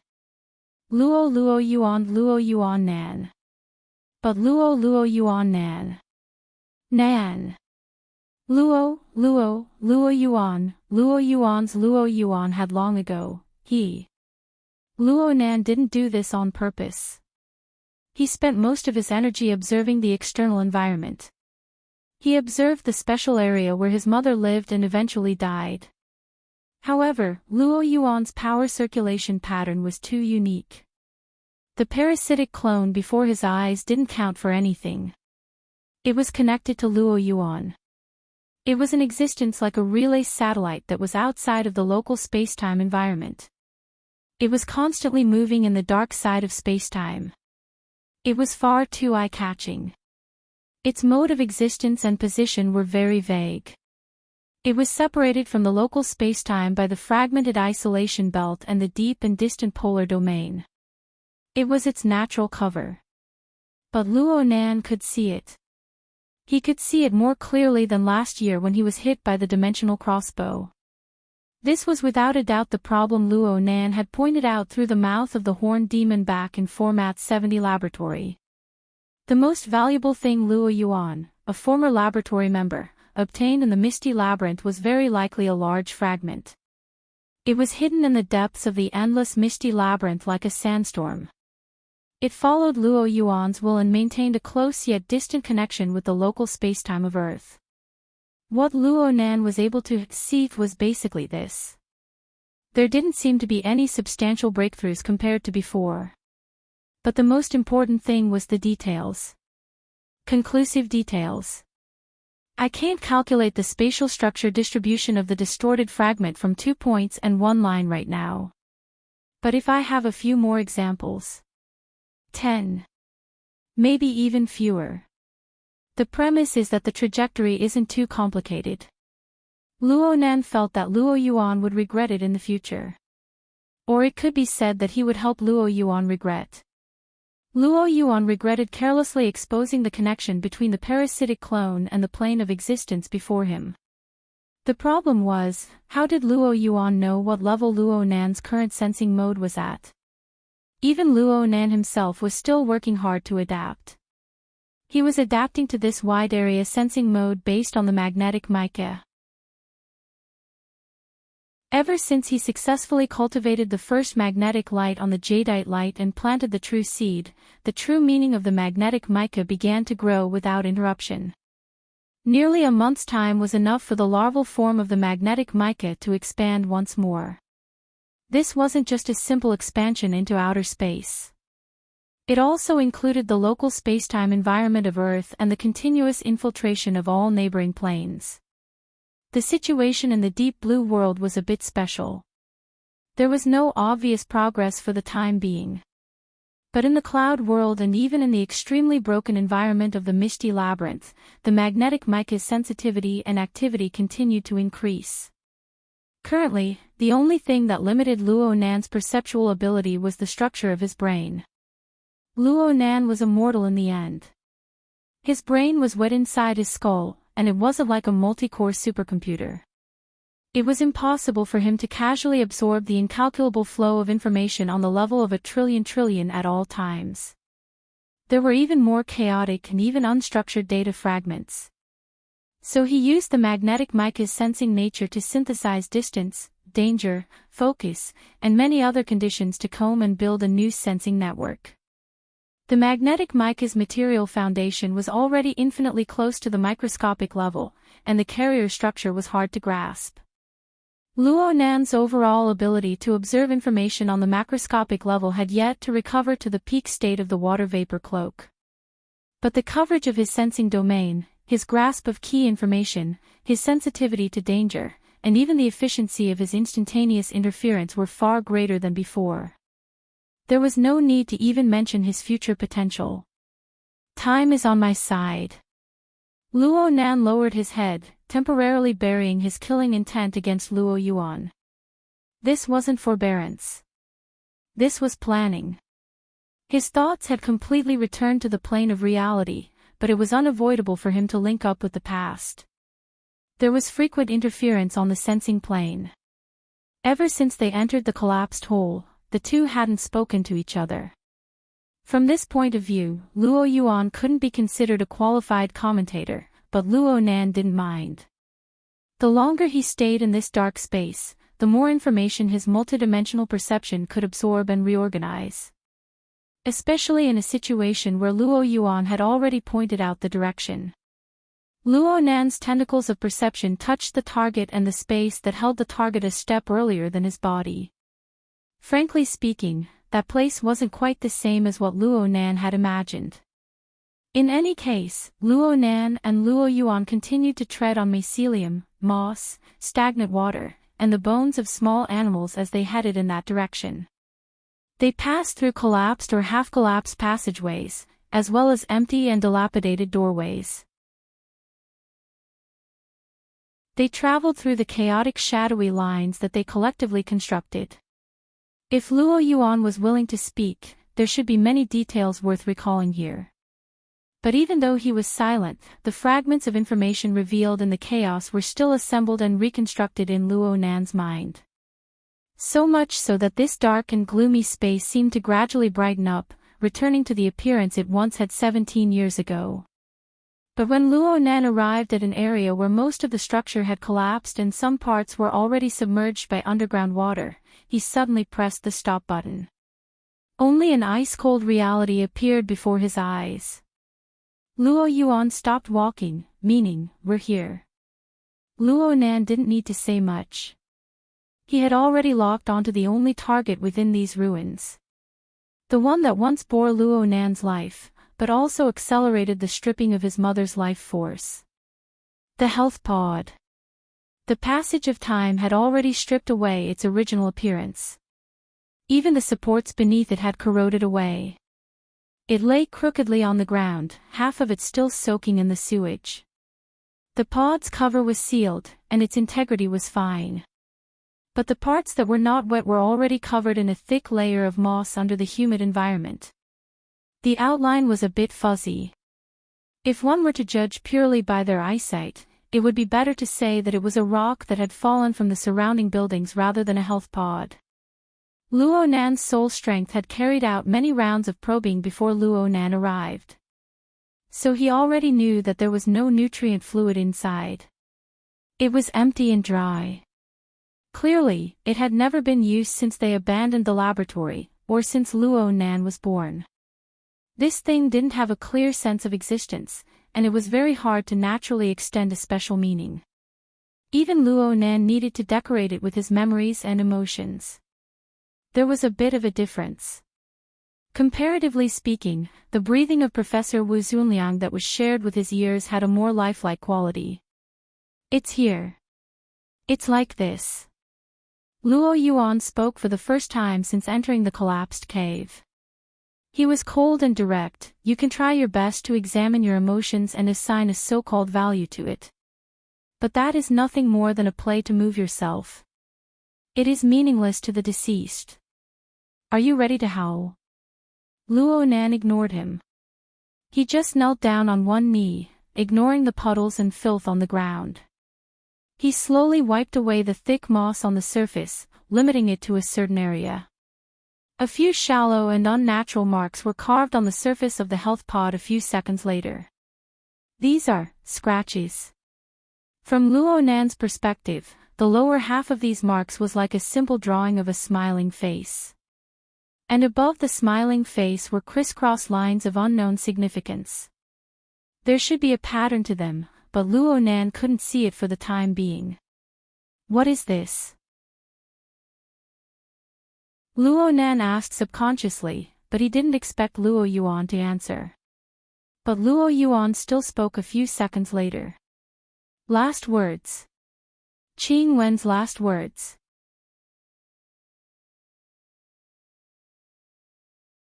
Chapter 11:27. In the darkness, Luo Yuan's voice was like the tip of a blade rubbing against the moss of the ruins. These marks were smeared with blood when her remains were discovered. The bandits who broke in used a high-power electromagnetic bomb to cut off all communication between the inside and the outside. Aside from the self-operating life maintenance devices like the health pod, all the surrounding electronic devices were destroyed. She could only leave a message through this method. But not long after, the bloodstains dried and blurred. Luo Zhongheng used a knife to carve the original marks as a memento. So, this isn't first-hand information. Luo Nan took a deep breath. What's the meaning of this? How would I know? Luo Yuan's tone didn't sound like he was rejecting Luo Nan. Instead, it sounded like he was depressed and jealous. Luo Nan understood. Was it left for my dad? Luo Nan subconsciously curled his lips. Only then did he feel his facial muscles turn numb. It was hard to pull even the tiniest of movements. At the same time, his mind also turned numb. It was to the extent that even the most basic of imagination abilities were frozen. He wanted to replay the scene back then, but his mind was empty. In the end, Luo Nan just put down his other knee. He silently knelt before the remains of the health pod. He gazed deeply, making sure to brand these scratches into the depths of his memory. Gradually, his gaze became a bit empty. It passed through the scratches and the body of the pod to cast into an even deeper place. Luo Yuan saw that Luo Nan didn't move for a long time. He had no intention of respecting Luo Nan's feelings. He brought up an old topic and sneered. "Are you really going to cry? Do you want me to step back so you can brew your emotions?" Luo Nan didn't pay attention to him. He was like an inanimate sculpture. It would be perfect if he really was dead. Luo Yuan's thoughts spun in his mind. He didn't go so far as to forcefully pull Luo Nan up. He just stared at the back of the young man's head. He pondered the possibility of using the planar crossbow to completely destroy the young man's body and soul. He had to admit that he was the same as the vast majority of people in the world. He was finding it harder and harder to see through Luo Nan. Actually, he didn't see through Luo Nan clearly last year near the city square of Xia City. Otherwise, Luo Nan wouldn't have been able to escape alive. Even if it was a diversion scheme, it was the same. This was even more true now. At that time, he was still able to touch upon the exceptionally fragile boundary between Luo Nan's material and mental state. He could have attempted to obliterate Luo Nan's fleshly body and put an end to all troubles. So today, that border had almost disappeared. Even if he used his unique polar domain perspective to observe, all he could see was the intertwining and disorderly trajectories of the power, as well as the energy clouds that stimulated each other. The muscles on Luo Yuan's cheeks twitched slightly. This time, he was grinding his teeth unconsciously. The more he used clairvoyance, the more he was able to confirm that this kid Luo Nan was mixed and blended together with the material world, the polar domain of the abyss, and the ever-changing sea of consciousness. Even if this fusion wasn't complete, even the word fusion wasn't accurate enough. The so-called fusion could only prove that Luo Nan possessed an extremely powerful interference force towards the domains mentioned above. Even though he wasn't doing anything right now, his very existence had set off undulating waves in many domains. His true existence was hidden beneath these waves that interweaved and influenced each other. No matter what angle one looked at it from, all one could see was an incomplete silhouette. Only by synthesizing different observation angles and refining them could one capture Luo Nan's tracks. But this wasn't an exact answer. For example, even if this youth's body was clearly and plainly placed before one's eyes, one could reach out and touch it. But if one wanted to deal a fatal blow to Luo Nan, one would not just need to pierce through the polluted air of the laboratory ruins. One would need to do so on every plane that Luo Nan could instantly interfere with. Even if the offensive power of the planar crossbow was unparalleled under the heavens, with Luo Nan's current wide-area interference ability, would Luo Nan still be standing there when the planar crossbow pierced through the multifaceted interference waves of the polar domain of the abyss, the mental plane, and the material plane? It must be known that Luo Nan was a bastard proficient in teleportation. The sound of Luo Yuan grinding his teeth was a bit too clear in the extremely quiet environment. Luo Nan, who had been silent for a long time, suddenly opened his mouth. "If you want to target me, design an assassination plan or something. Just do some thought experiments. It's best if you don't blindly use the real thing." The real thing that Luo Nan spoke of was obviously the massive spacetime fragment that the planar crossbow was entrusted to. Actually, Luo Nan's words could be interpreted the other way around. He hoped that Luo Yuan would be provoked and make a few more useless attempts. In this way, perhaps it wouldn't be long before Luo Nan could lock onto the location of the fragment and eliminate this hidden danger. Luo Yuan's eyes narrowed, but he didn't oppose Luo Nan with equal harshness. Instead, he maintained his silence.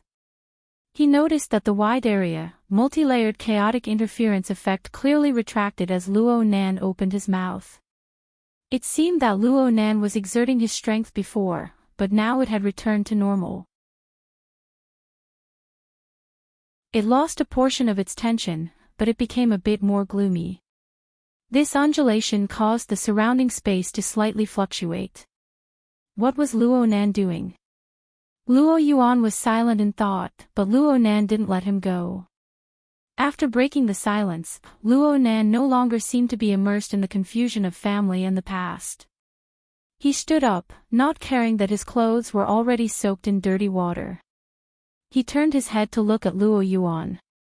Light gathered in his pupils amidst the darkness, and they flickered coldly. I've suddenly discovered that you always like to do unnecessary things. Is this the after effect of being accustomed to being driven by delusions and emotions? Luo Yuan laughed hoarsely. This is the tone of someone who has been sick for a long time. No, I'm interrogating you. Luo Nan stepped on the dirty water under his feet and took 2 steps toward the health pod. His knees already touched the body of the pod. He leaned forward and reached out with his hand to touch the ruins of the wall that the tilted health pod was leaning against. A few raps rang out in the darkness. They were deep but not empty. They were solid.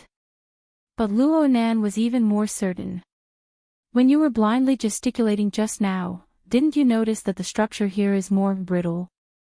This is a collapsed area. You know that's not what I'm talking about. I'm saying that this place should be more of a brittle, especially behind the health pod. There's clearly a point of contact, but you've isolated it. You should understand what I mean. It's not a good habit to play riddles like an adult. I'm really sorry. Luo Nan's apology was directed at Professor Wu, who was outside. In the next second, Luo Nan turned off the shared view function. Then he took out a more straightforward expression. What I mean is that there's a point leading to the misty labyrinth nearby. At the very least, there used to be one. You also call it a labyrinth. You really are of the same lineage. Your naming standards are equally terrible. Luo Yuan answered casually. In the end, he leaned more towards the core. However, the entire project's official name is Cloak. Your grandfather has always insisted on it. Well, it sounds a bit better. There was a deeper meaning to it. But Luo Nan didn't want to be distracted by the name. He just said, if it were to develop naturally, the health pod would have long been swept into the cloak and taken away. Luo Yuan sneered as before. How can it be natural? It's completely a man-made design. It's my father. Yes, it's him. I only discovered later that he didn't have the ability to open up the passageway leading to the labyrinth. So I imitated Qing Wen's design and set up an ambush in the surroundings. I hoped that the power of time would continue to drive the labyrinth and eventually corrode an opening, sending this thing inside. Luo Yuan was calm and unperturbed. Maybe this is an experiment. Maybe it's just a simple ritual. But such an ominous thing obviously needs to scram as far away as possible. He raised his voice and heavily kicked out. The kick was still far from the health pod, but it splashed up a sky full of muddy water. It struck Luo Nan, but it was completely blocked by a barrier of nothingness. Luo Nan grew calmer and calmer. So, you imitated my mother's design and created interference. Combined with Dr. Wang's description, my mother's ashes really were sprinkled into the 70-format laboratory. In the cloak across from us. Of course, it was also possible that it was in the cloud world.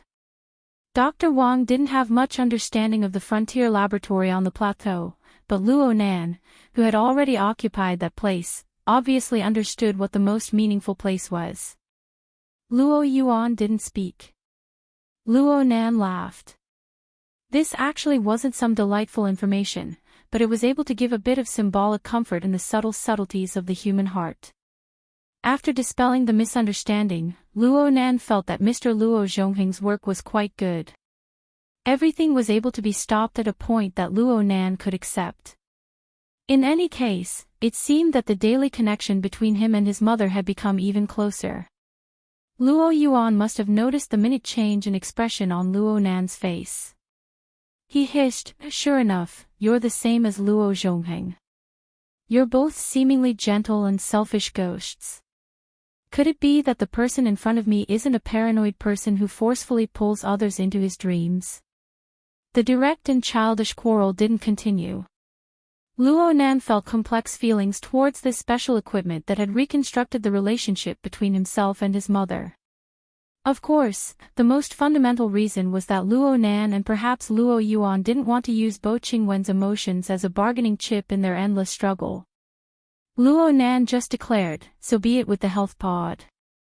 You two's imitations are quite clumsy. You can let time make the choice in the future.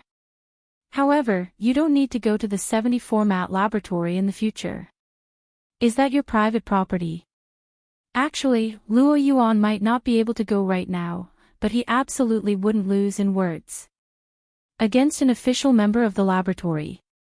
Once, Luo Nan simply commented. Luo Yuan's gaze pierced through the darkness. "Are you refusing to negotiate, or are you trying to increase your bargaining chips?" "Negotiate. Ah, sorry. Your paranoid persona is too successful.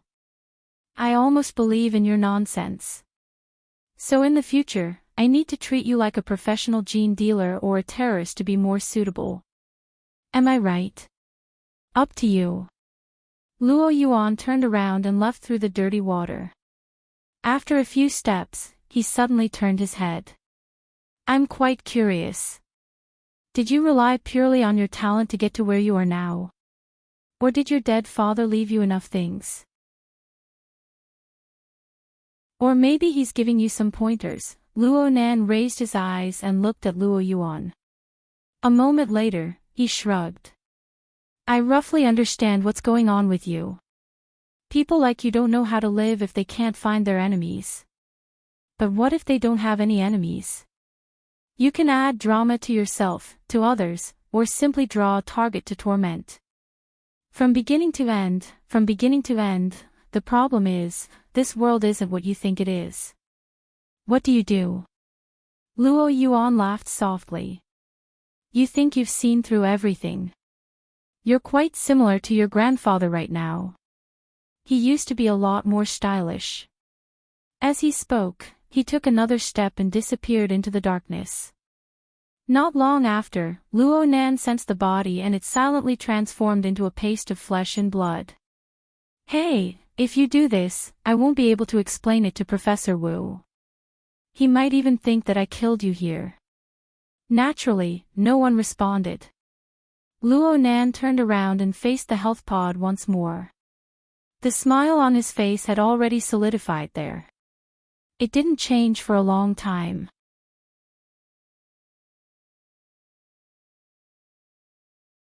Chapter 11:28. Ruiwen floated within the misty maze.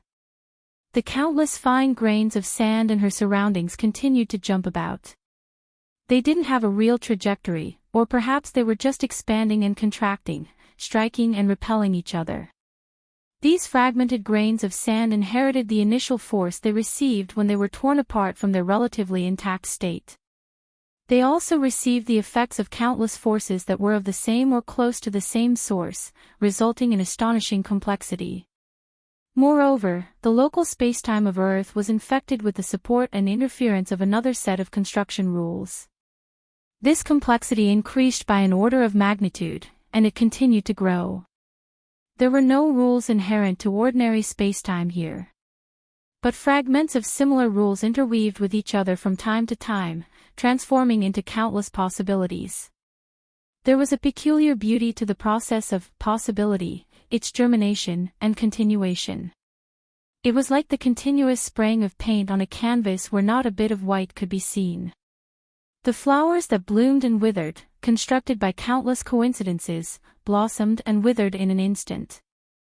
Of course, actual flowers didn't exist. Only people who truly possessed the corresponding talent and ability were able to glimpse the beautiful and splendid law of possibility. And if one wanted to find and lock onto the most valuable flower within these flowers that bloomed and withered in an instant, then conduct deeper research. Not only did one need to possess an extremely strong observational ability, one also needed to have persevering patience, some interference abilities, and even the ability to control oneself. Only then would one's body and mind not be assimilated within this unique and endlessly flowing sea of flowers. Sometimes Ruiwen would find it strenuous, but she would quickly get used to it.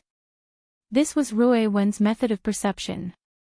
Ruiwen had been adapting to her own abilities ever since she had awakened through the altar frame that Luo Nan had created. After all, the speed at which her abilities expanded was astonishing. Her extraordinary power had continued to strengthen in the following months, including her long slumber. Moreover, there didn't seem to be a clear barrier or upper limit. Actually, she wasn't too clear on the nature of her own abilities. She didn't know whether or not she was making reasonable use of them. However, it was precisely under the influence of this ability that she had a unique vexation.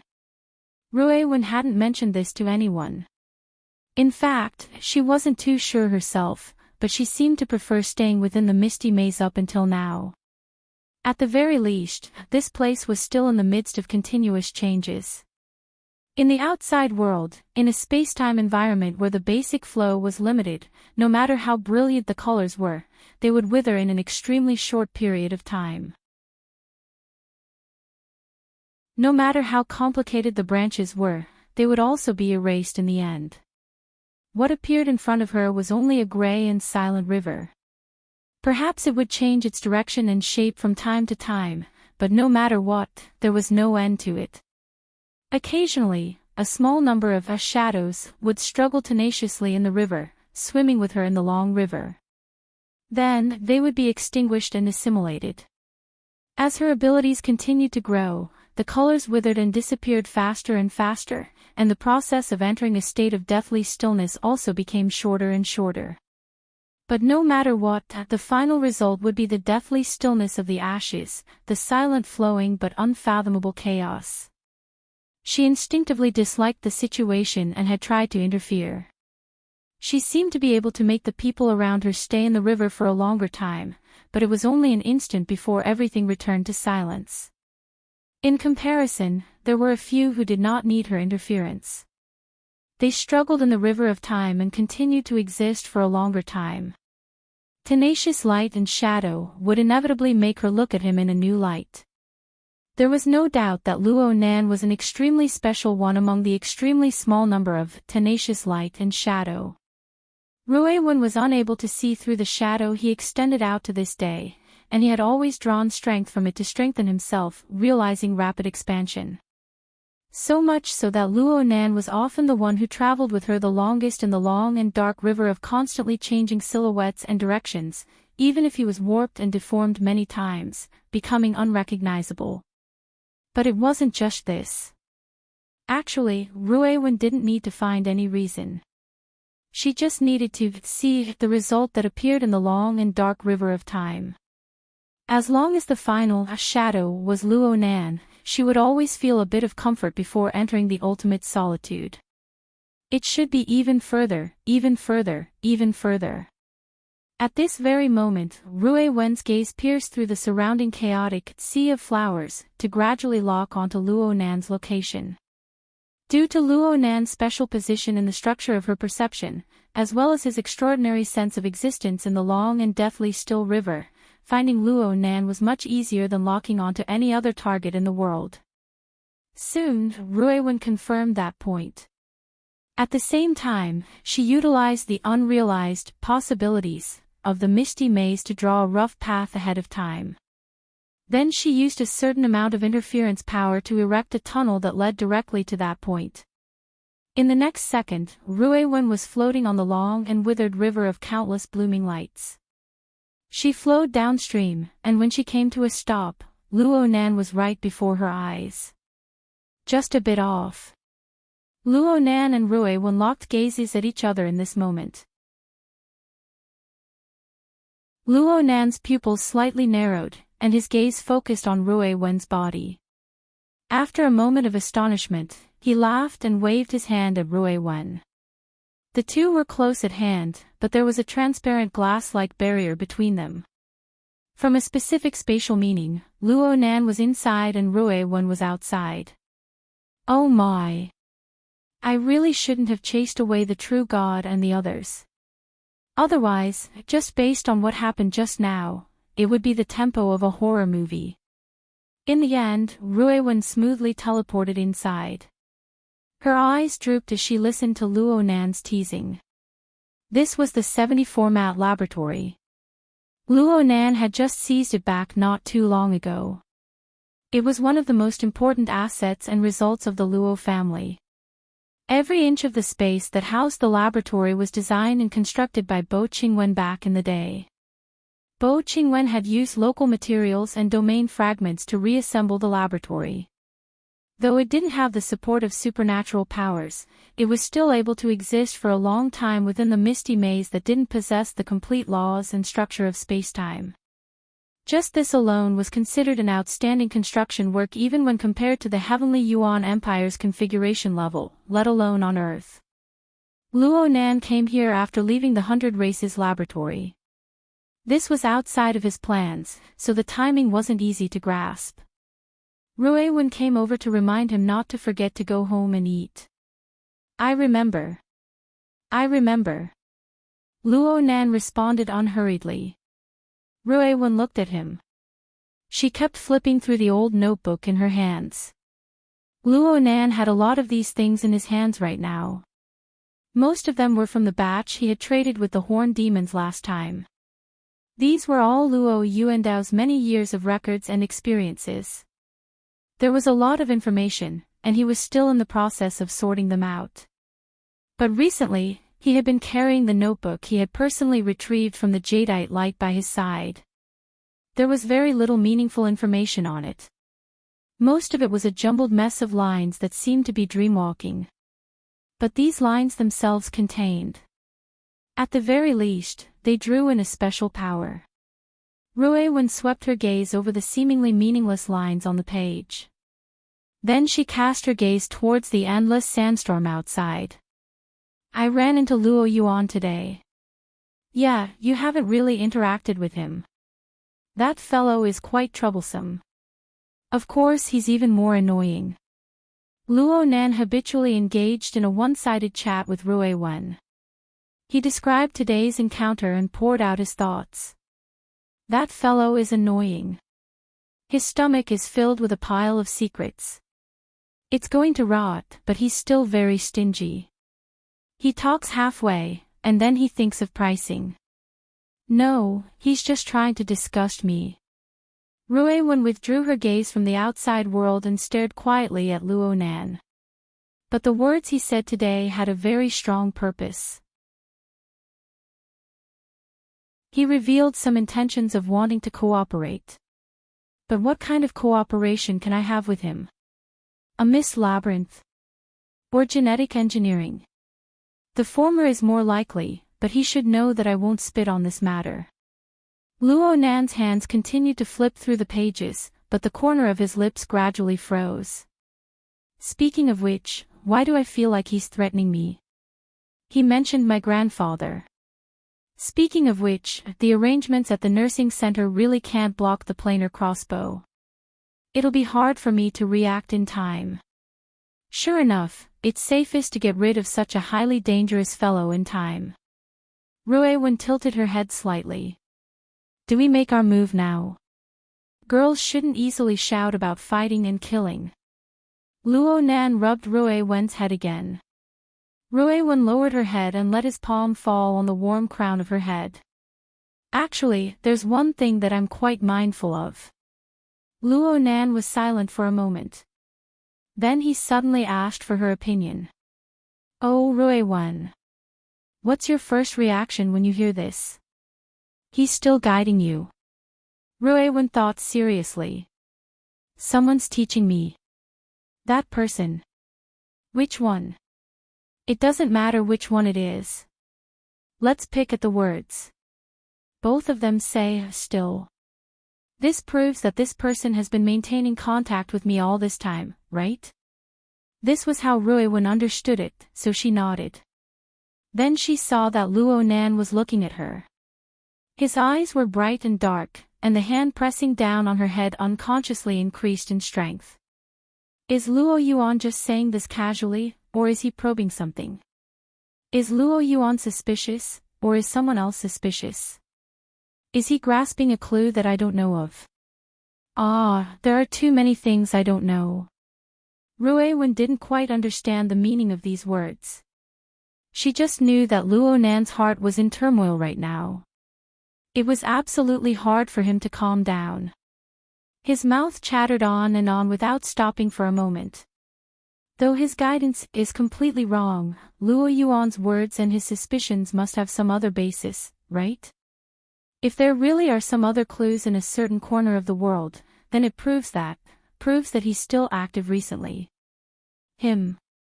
Rui Wen keenly discovered that Luo Nan's target of reference had changed. Luo Nan's lips twitched. The him Luo Yuan is talking about. My father. Ha! Rui Wen was a bit surprised.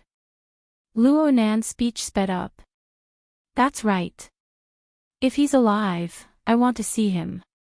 If he's dead, I want to see his corpse. If he's alive, not contacting me is his usual style. He should have his reasons. Just like back then. F***ck. Luo Nan smacked his forehead heavily with his hand as he spat out fragrant words. He simply pressed down without letting go. No. This won't do. I can't follow Luo Yuan's tempo. People shouldn't have too many unrealistic hopes.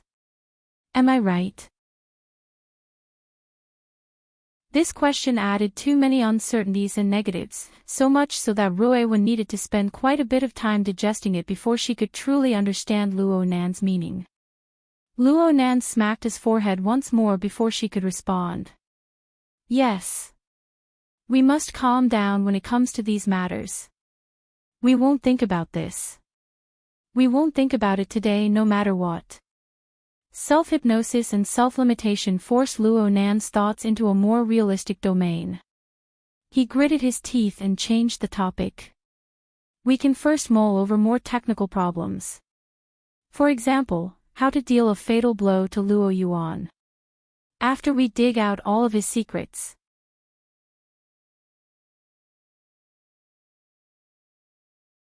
Chapter 1129.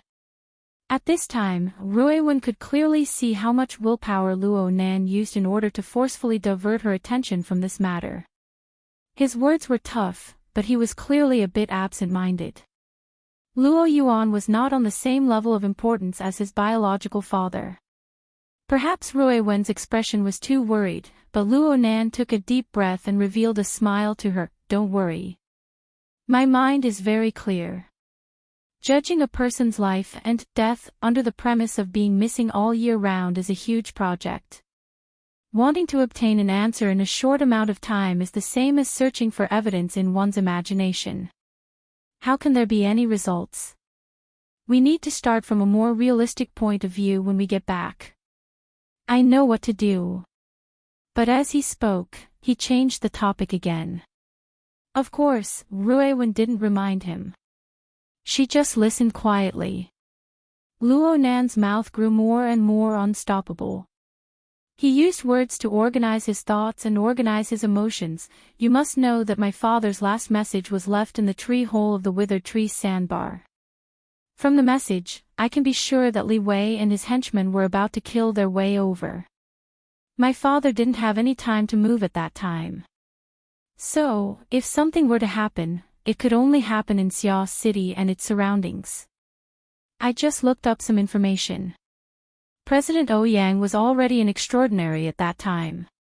The psychic wave network was already in its embryonic form. Perhaps he could provide some information. Also, I believe that my father won't allow himself to be captured without putting up a fight. He will stir up some noise no matter what. The surveillance from that time. The possibility of this being left behind is too small. But even if there isn't, the extra traces created in order to erase the traces are also clues. I will sort through these matters. First, I will cast a wide net. Then I will find important people and links to make breakthroughs. I won't be like a headless fly bumping around randomly. I won't let my emotions and delusions fly. Luo Nan spoke clearly and logically. His train of thought was clear and definite, but Ruiwen still noticed that he was flipping the pages of the notebook in his hand. But Luo Nan finally succeeded in changing the topic to this point. Come. Let's consider the problem of Luo Yuan and the large-scale fragment he occupies. In a certain sense, he and we are neighbors. He relies on the key and password my parents gave him. I believe that even if he studied and explored the mist maze many years earlier than us, his understanding of it is still not as profound as ours. Otherwise, this world wouldn't be what it is right now. Ruiwen went, actually, she didn't quite understand. What was the difference between Luo Nan's this appearance and Luo Nan's that appearance? Would it make those mottled colors of life stay a little longer? Luo Nan chattered a few words. His mood seemed to have completely calmed down, and his tone became even more resolute. We definitely know more than Luo Yuan. If he wanted to pry into the core area, it would be very difficult to accurately aim without the external neuron. Without the soul cloak and the altar spider web, he would not be able to withstand the impact of the torrent of information from the other side. He would not even have Luo Yuan. There's also the tree hole, the lens, and of course, you, Ruiwen. That's right. Because of you, not only did we understand the basic structure of the mist maze, but we also gained a preliminary understanding of its changes. If the core area really is as dangerous as we've observed, then I don't believe that Luo Yuan can occupy a sufficiently weighty base there. Therefore, his fragment can only be in the periphery. Luo Nan made an even clearer judgment. According to our observations, the fragments outside the core area are mostly fragmented, but we can't rule out exceptions. Perhaps they were bounced out due to some sort of impact or disturbance in the core area in the past. It's just like the fragments with potential that you predicted. The periphery fragment is quite concealed, and it can be manipulated by Luo Yuan. Its corresponding nature might be that it possesses considerable mobility. Extrapolating from the situation of the planar crossbow firing, this is a possibility. It's like a spaceship traveling through the mist maze. Yes, it's a large tree-hole space. Of course, it might be much more complex and complete. Luo Nan didn't even need to make inferences about what sort of use a fragment drifting outside the core area could achieve. Ruiwen could find dozens to hundreds of functions, and all of them were quite threatening. Luo Nan muttered to himself, I don't know if Luo Yuan possesses the knowledge to fully utilize the domain fragment's configuration, but it's never wrong to be a bit careful. If we build a pseudoplane in the future, we should start construction near the core area. It's relatively safe. Only then can the possibility of leakage be reduced to a minimum. We can kill it first. Ruiwen emphasized this opinion once more. From her perspective, this was already a very insistent attitude. Luo Nan waved his hand. I really want to kill it right now, but this isn't a question of whether I want to or not. There are all sorts of troublesome matters right now. It's not worth it to take the initiative to waste a large amount of energy for the sake of a character whose standpoint isn't particularly clear. And with the concealment of the fragment's influence, killing it in local spacetime might not be a fatal blow. Even you, Ruiwen, would find it difficult to find that fellow in the misty maze. Am I right? Indeed, locking onto a target in a short period of time within the boundless and chaotic misty maze might be even more difficult than exploring the core area. However, she could work hard to do it. This was the most proactive and safest method. Even without mentioning the threat to the project, just the planar crossbow alone was one of the methods that could threaten Luo Nan's life the most. And in some special circumstances, the threat would be magnified by 10 times, 100 times.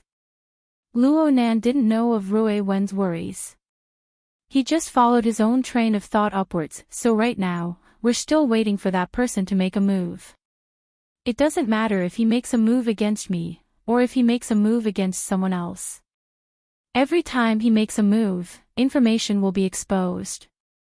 Once, twice, 3 times, 5 times.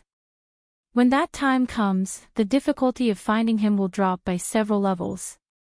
What if he doesn't make a move from beginning to end? If he doesn't make a move, then he doesn't pose a threat. Why do we need to waste energy to kill him? Luo Nan felt himself to be extremely calm as he spoke to this point. His calm mind was even more active. He didn't just rely on passively taking a beating to find his train of thought. Thanks to you, Rue Wen, we have a partial understanding of the environment and changing trends of the Misty Maze. We have a better direction in our detection. Detection has always been our daily routine. Since this is the case, we should put this problem into our daily work to deal with.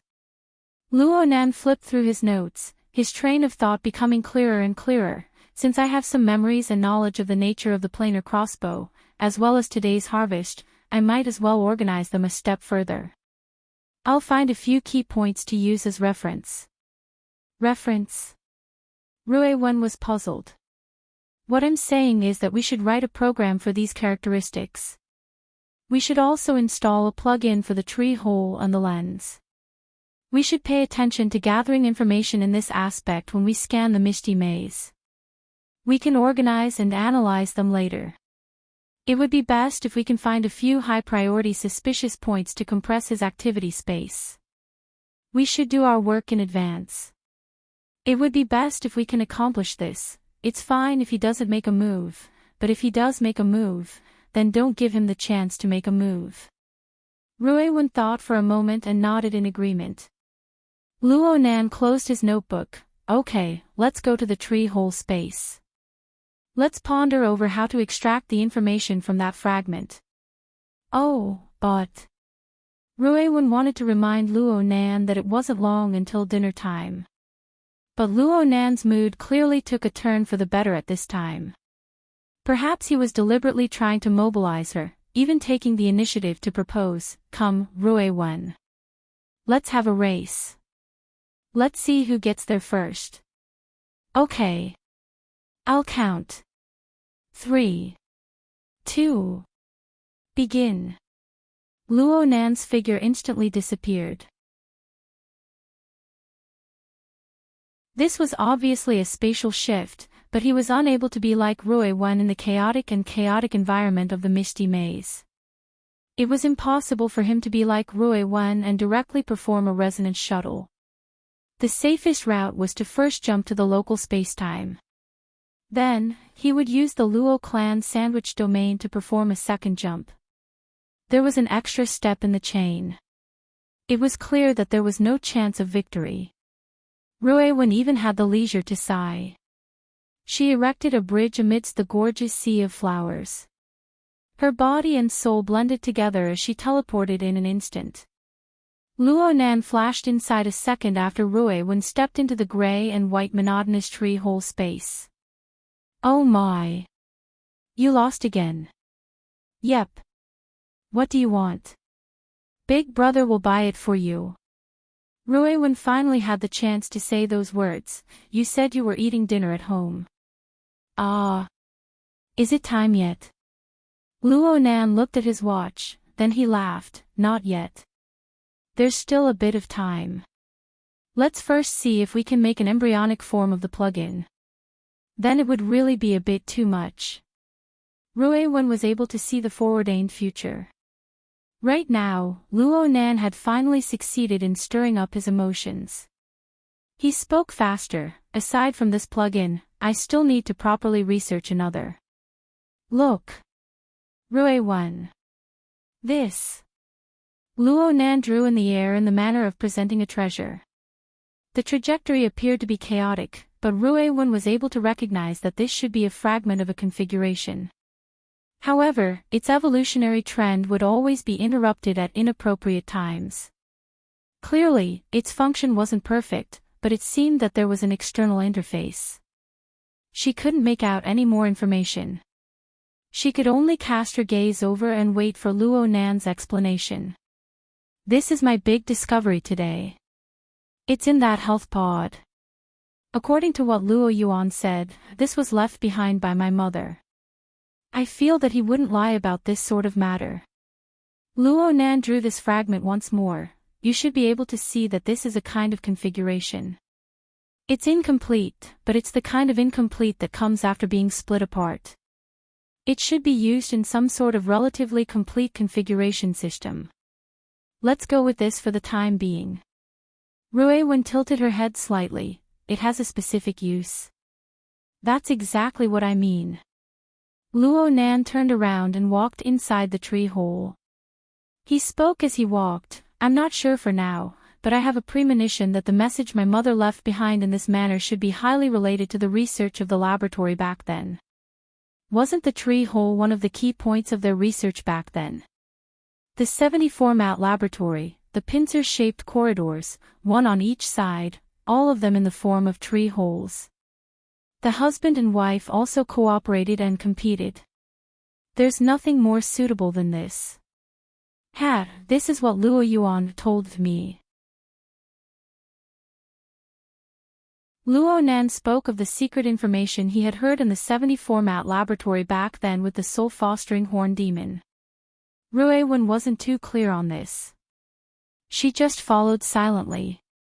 The two soon arrived at the core region of the second floor of the tree hole. They arrived before the star atlas of the mist labyrinth displayed by the lens. Luo Nan didn't look at the star atlas. He just walked in circles around them. He even extended his hand to touch the inner wall of the special material and structure, and went to the remains of the tree holes on both sides of the corridors when I was in the laboratory. The damage was probably too severe, so I didn't discover them.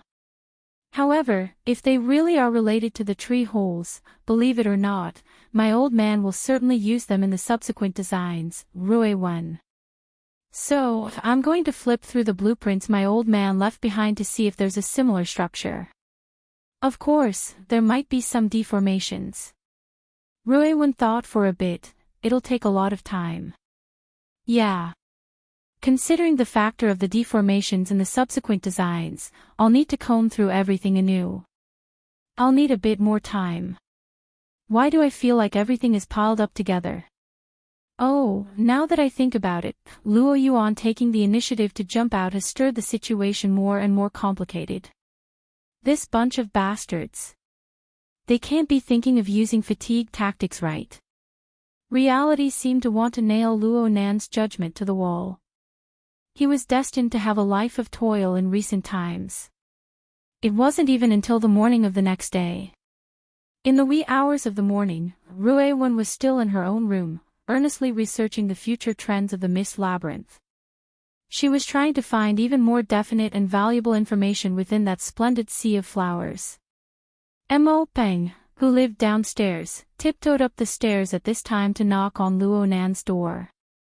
This action of his could not be hidden from anyone at all. Rui Wen was completely able to hear the true purpose of Mo Peng's visit in the middle of the night. Dang dang dang dang. The 10 Days in the Wilderness expansion has been released. New plot, new system, new characters. Nanster, you said you'd take me flying.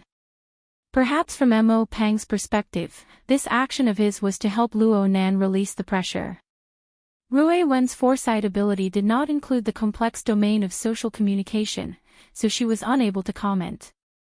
But in reality, it didn't take long for Rui Wen to hear Luo Nan's long sigh from within the room. Luo Nan's friend group on the Psychic Wave Network was suddenly flooded with large amounts of information at nearly the same time. The hexier vibrated, and all sorts of notification sounds rang out in the air. Rui Wen was able to sort out the general thread of information very quickly, even though everyone's words were a bit emotional. Among the pile of information, 10 Days in the Wilderness hardcore fan Bamboo Pole's ridicule was the most representative. I didn't know that the brains of the game's designers and planners were deformed. It wasn't my fault. But when I saw the evolved skill tree, I didn't uninstall it.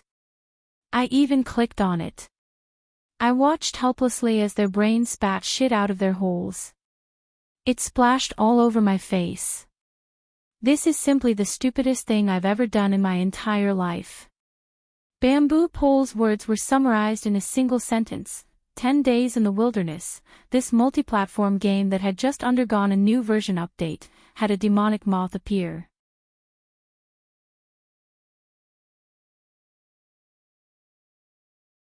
Chapter 1130. Time flew by amidst the sudden outbreak of chaos. In the blink of an eye, it was morning again. Monday mornings were always particularly busy. Many people needed to regain their rhythm. Ruiwen sat at the dining table for almost 5 minutes before Mo Peng, with a pair of panda eyes, yawned and sat next to her under Madame Luo Shuqing's kind care. His already round face was obviously swollen. When he looked at the neatly arranged plates and the dishes that were even more orderly and soulless, he suddenly lost his spirit. He slumped on the table and groaned. "Why, old Mo? Where's my father? I urgently need a high-sugar, high-fat, high-protein diet." Madame Luo Shuqing replied with a smile, "Your father only slept 3 more hours than you did. He left home at 4 in the morning and is now working to support the family. Unlike a certain someone who wastes his time, money, and life," Mo Ping tried to cover his ears with the table, but he could only block one side. Caught overnight.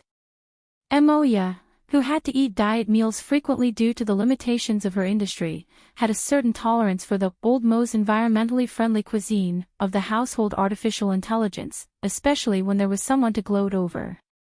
"I'm the victim." Mo Ping hit the table with half his face, but he said weakly, "I really didn't want to stay overnight. It was Nanster who grabbed me and cleared the expansion in one night. He's biting the hand that feeds him." This kind of game should be slowly tasted and familiarized with the characters and data bit by bit. There's no experience in forcefully clearing the game. Moya raised her eyebrows. What a surprisingly good reason to indulge. If I let myself go, I'll fall asleep in his bed, okay? I won't be forced to clear the game by him and not even get a thank you in the end. Oh, how pitiful. It looks like I pulled you down too early. As Mo Pang's mother, Madame Luo Shuqing still knew her son. She didn't really think of her son as a hopeless degenerate. She was just puzzled. Nan Nan isn't addicted to games. He's not playing games. Mo Pang had no appetite and only wanted to express himself. Who plays games in the work area, takes notes, checks data, and holds conference calls? He's not even that serious when writing a thesis. 10 Days in the Wilderness. If I touch it again in 10 days, I'll chop off my hand. Sure, I'll buy some pork trotters for you in advance. Moya saw through Mo Pang's words with a glance. Then, she turned her gaze to the other side. 10 Days in the Wilderness. Ruiwen, did you know? What happened? Ruiwen thought it over very seriously, but it was truly rather difficult to describe the situation in concise terms. The sound of hurried footsteps rang out at this time. Luo Nan scuttled down the stairs. He didn't even stop by the dining table. He just hurried over and said, "I'm going out." Luo Shuqing raised her voice. "You're not eating. There's a meeting over there. Let's all go together. We won't starve." With that, he disappeared. Around the table, apart from Ruiwen, the other 3 were all sighing, although their hearts were subtly different. Moya continued asking, "Is there a problem with the new expansion pack?" Ruiwen recalled the information she had received last night and nodded silently. As for what the problem was, she still couldn't say for the time being. Moya kicked her brother with her long legs. "Hey, you've been playing all night. Other than the dark circles under your eyes, don't you have any useful information?" "I do have information, but I don't dare to ask if it's correct or not." Mo Ping grunted twice, but he still struggled to get up under the gazes of his mother and sister. He did his best to recall. First of all, it's definitely the game's settings. The new expansion pack released an entire series of heroes, as well as the corresponding evolutionary tree. It's related to controllable mutant new humans. This smell is a bit off when I carefully touch it. Breakfast had turned into a seminar at the last minute. Undoubtedly, it greatly affected the proper schedule. But of course, it was impossible to come up with an effective judgment and opinion in this sort of environment, let alone a feasible plan. In the end, everyone could only go to work and school. Today, it was Imoya's turn to send Ruewen to school. Monday's especially congested traffic made it impossible to have a lightning-fast experience, even if one sat in Imoya's red supercar. From Ruewen's perspective, this was undoubtedly an extremely inefficient action. But it was also an effort to extend the vividness of color. She didn't have any clear thoughts of rejecting color itself. But by choosing this method, the time spent researching the misty labyrinth and chaotic sea of flowers would inevitably be allocated to the city's traffic layer and the high-rise skyscrapers. It would be equally chaotic, but it would quickly turn gray matter and turn chaotic in the real world. Ruewen knew that what she saw was only the current conditions and the foundation of the known information. It was a process of rolling forward all the way to the end. In theory, every second would change, and every second could bring about entirely different results. But the reality was that the trend would never change even after watching 1,000 times. As for the details, those fleeting details were admittedly brilliant purple and brilliant red. But if one truly studied them in earnest, one would inevitably have a sort of a meaningless doubt or self-awareness. Well, Ruewen wasn't too clear on what meaning was. But she had lived by Luo Nan's side for a long time. She had experienced the troubles that plagued Luo Nan at all times. It was as if an invisible whip was lashing him forward. She couldn't help but feel that wasting time like this was definitely wrong. The problem was that Luo Nan himself was currently in the same situation. From Ruewen's point of view, Luo Nan had similarly invested his limited energy into the details of the endless appearance, the branching, and the rapid decay into chaos. Perhaps this wasn't his original intention, but in this complex and confusing real world, there would always be factors like this and that would affect him. For example, the sudden game expansion pack event. Actually, Ruewen didn't really understand why Luo Nan cared so much about this matter. She couldn't judge whether or not Luo Nan's methods were correct. This was because she couldn't eliminate the possibility of the tributary eventually becoming the mainstream, even though it would ultimately return to deathly stillness. Ruewen was confused, but the only target she was willing to use as a reference in most situations was Luo Nan. She hoped to be able to understand and imitate this pattern. Perhaps this would help her create a greater separation from the long river of deathly stillness. She wouldn't fuse with it too early and sink into the endless chaos. Ruewen instinctively didn't wish for this to happen, even though she couldn't find a clear dividing line right now. She couldn't tell if she was detached from the outside or if she herself was a part of this long river of deathly stillness. Was she observing the final destination of all things, or was it the occasional surging waves of the river intertwining with the real world and separating from it? Ruewen looked out the window, but she saw her own reflection in the glass. In the environment where the light inside and outside collided and flowed, and in the blurry mirror carrier, the image on it seemed to be wriggling and changing, as if it would peel off the shell at any time and jump out of it completely different.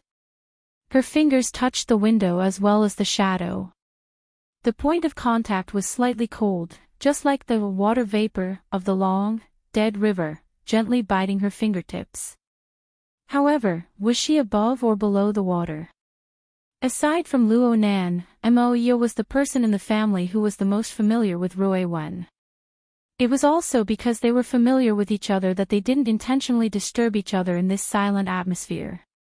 Most of the time, it was quiet in the car. Imoya was also handling some of her own affairs during the autopilot period. She only spoke when they were about to reach the school. Look at how flustered Luo Nan has been these past few days. Don't add to his troubles in other areas. Ruewen looked away from her own mirror and turned to look at her. I'm talking about those messy matters on the internet. Cut them off when it's time. I'll talk to the company and BHD. If you run into those paparazzi or gossipy women at school, hide if you can. Strive to cool things down in these 2 days. Ruewen pondered seriously for a moment. I'll just skip class.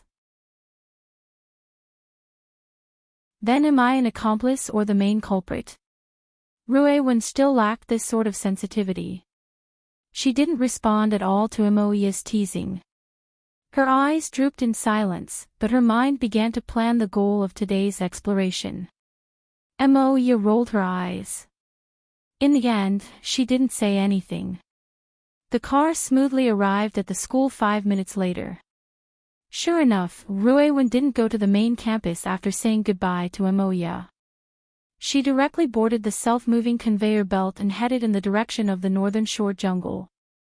Actually, Ruewen wanted to directly teleport to Gear's underground laboratory. However, she had truly become famous during this period of time.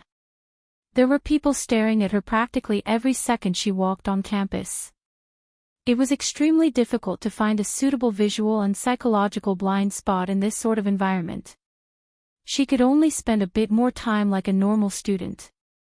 She transferred from the self-moving conveyor belt to the school's tram until she reached the outskirts of the Northern Shore jungle.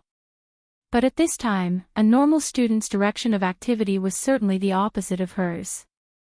Ruewen ignored the strange gazes she received along the way. She prepared to enter deep into the jungle and directly jumped to the laboratory when the time came. A loudspeaker sounded from behind her at this time. Hey, Luo Xiang. Junior sister Ruewen. The person in front of her first said Ruewen's registered name at school, but he felt that it was too unfamiliar. He imitated Luo Nan's usual way of addressing her, using a more intimate form of address. The problem was that Ruewen didn't turn her head at all. It was as if she didn't hear his greeting at all.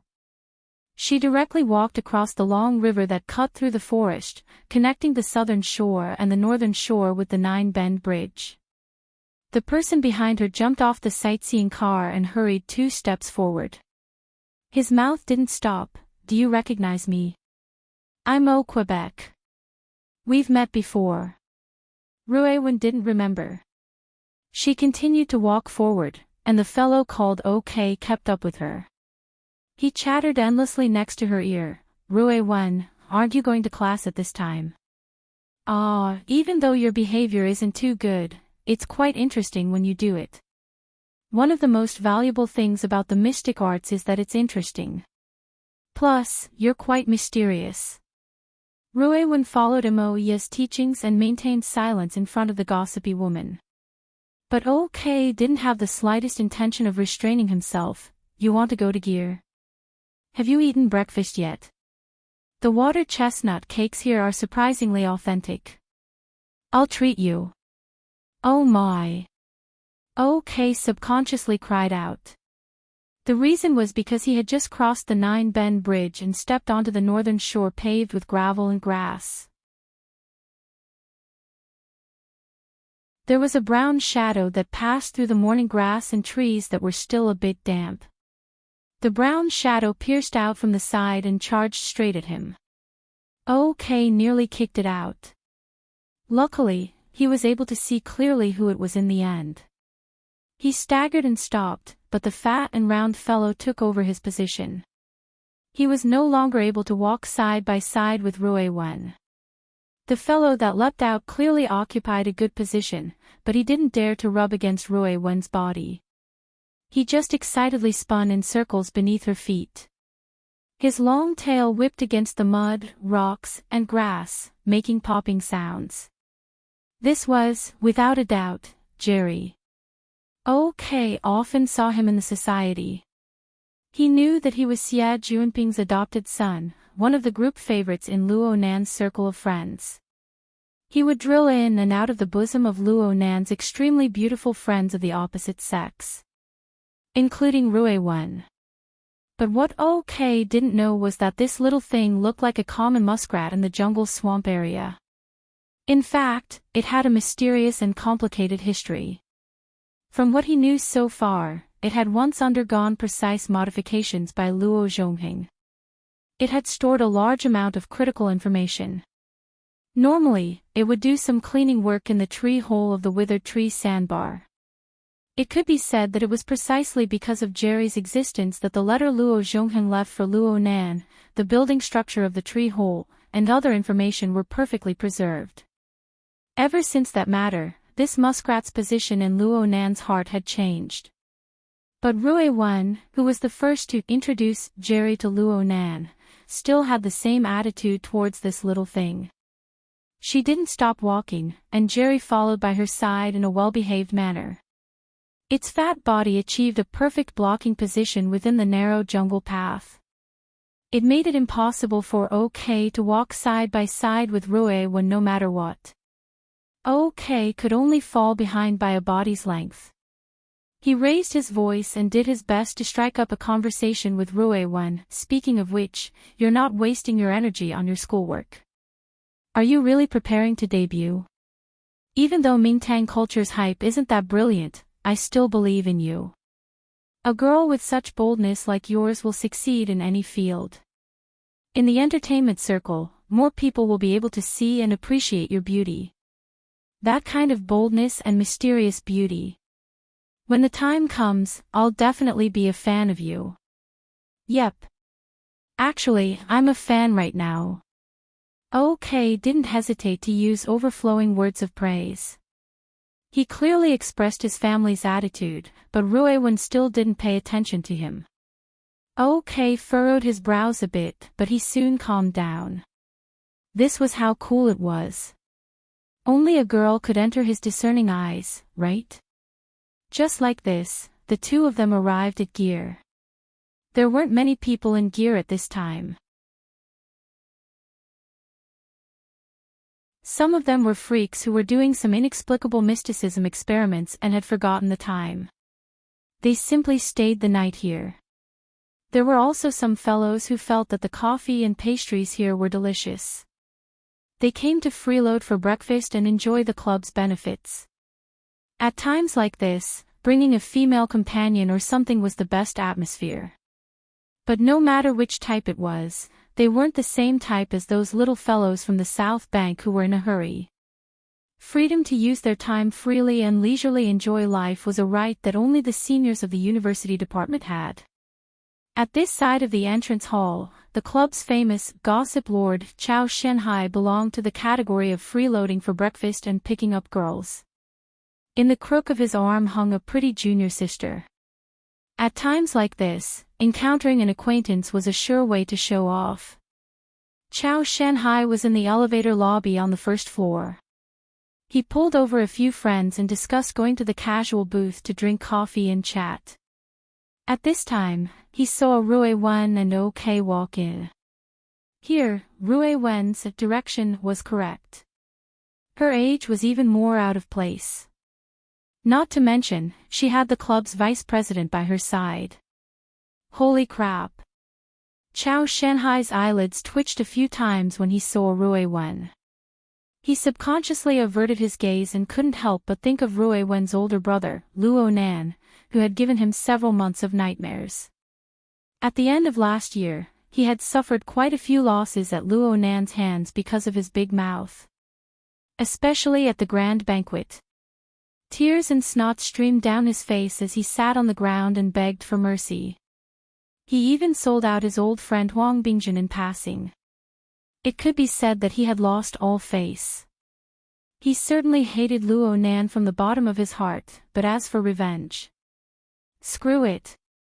Back then, Luo Nan's assistant, dragging him by the neck on the ground, had the rank of captain. Not to mention that after the incident, he and the elders of his family had been specially taken care of by the big shots. Revenge against a fellow with this kind of background. What was he going to do with his head? Chao Shenhai's momentum was seized, but his mouth was always ahead of his brain. He bypassed Rui Wen and said something else. OK's taste changes quite quickly. Everyone in the circle of the Divine Research Society knew that Vice President OK was a standard age control. Whether it was the president, Tang Yi, or the beautiful agent, Fei Jin, who had taken a leave of absence from school due to illness, they were all his favorites. And this young man, who still had some time left in his freshman career, had never denied this point. He constantly used his status and resources as vice president to create opportunities for himself and create public opinion. The results were not to be discussed, but this persona was established.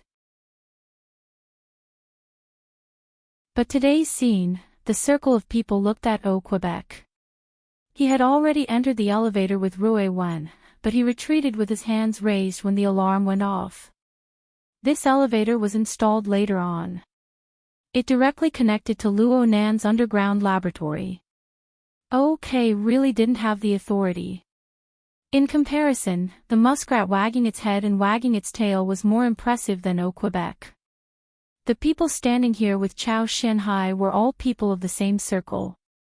They all more or less had some family privileges. But it was hard for them to not feel a bit sour when they saw this scene. There was also a person who had a good relationship with Quebec. He teased him from afar, "Vice President O, have you taken a fancy to this person, or have you taken a fancy to this person's sister or aunt? You should greet everyone in advance." OK turned around. He wasn't angry at all. His doll-like face was full of smiles as he shook his head. Ambition doesn't depend on age. Boldness. Boldness. Do you guys understand? Huh? You guys haven't seen Rue Wen's video? The one that came out of the elevator. That expression in her eyes wasn't an act. It wasn't an act. It was completely natural. Her charm was limitless. In comparison, she... OK spoke to this point and saw that there were girls here. He chuckled and bypassed the comparison. He rubbed his hands. Besides, my emotions are very pure. I've decided to start as a fan. I'll first establish a support group and a club. I'll watch Rue Wen grow up step by step. The few men who were familiar with OK were obviously still laughing and joking when they saw him like this. The junior sister who was holding Chao Shanhai's arm had just figured out the situation. She asked quietly, "That's the demon eye girl?" "Yeah. You don't know." The junior sister curled her lips. "She's not a big star. Does everyone have to remember her?" Chao Shanhai smelled jealousy. He grinned and elbowed her lightly. "Yes, yes. She's definitely not as big as you." The junior sister patted his shoulder reproachfully. She then recalled Rue Wen's slender and straight figure and laughed out loud. She moved closer to Chao Shanhai's ear and said, "Fortunately, she's wearing a dress. But it shouldn't be bad to change it. Are you sure you didn't get the wrong gender? This kind of thing is very popular now." Chao Shanhai rolled his eyes and slapped the junior sister to make her shut up. He didn't want to offend OK because of a woman's jealousy. Most importantly, he absolutely couldn't offend Rue Wen and the person behind her. The problem was that his attitude wasn't firm enough. The junior sister's train of thought was a little off. "That's right. Look at this. Luna just changed the desktop. Isn't it super cool? But I heard it's a woman." Chao Shanhai didn't have the leisure to look at the shared resources between the girls. But when the projection area was turned on, he still had to politely glance at it, then he couldn't pull it out. At this time, the junior sister also made a sound of surprise. She discovered new information from the desktop picture. This person, she raised her head to look at the elevator door. Apart from the metal door, she obviously couldn't see anything else. But Chao Shanhai could clearly see it from the projection area. The figure that took up 2/3 of the picture seemed to be a boxer by profession. He was bare-chested, revealing the lean, hard, and smooth lines of muscles. He raised his forearms and clenched his fists, assuming a defensive stance in combat techniques. This stance covered most of the person's face. But the half that was exposed was really delicate and pretty. Moreover, he wasn't old and still had a childish air to him. Of course, what left the deepest impression was that cold and gloomy eyes that seemed to be able to absorb and gather light. They gave this flat picture a vivid and vigorous feeling of power. It was as if in the next moment, he would quickly and violently throw a punch and directly attack a powerful enemy. Just as OK had said, "Courage," the corner of Chao Shanhai's mouth twitched. His eyes also half squinted. He subconsciously bypassed the lines of the upper body and focused on the head area. He began to evaluate if the person in the picture had hair a little longer, cheeks a little more plumpness, and wore Acumen School's uniform, then, holy shit. It was also at this time that OK's line of sight shifted and circled around the palm-sized projection area. In the next second, his entire body was sucked in and he cried out involuntarily, "Rui Wen." Chao Shanhai shuddered involuntarily.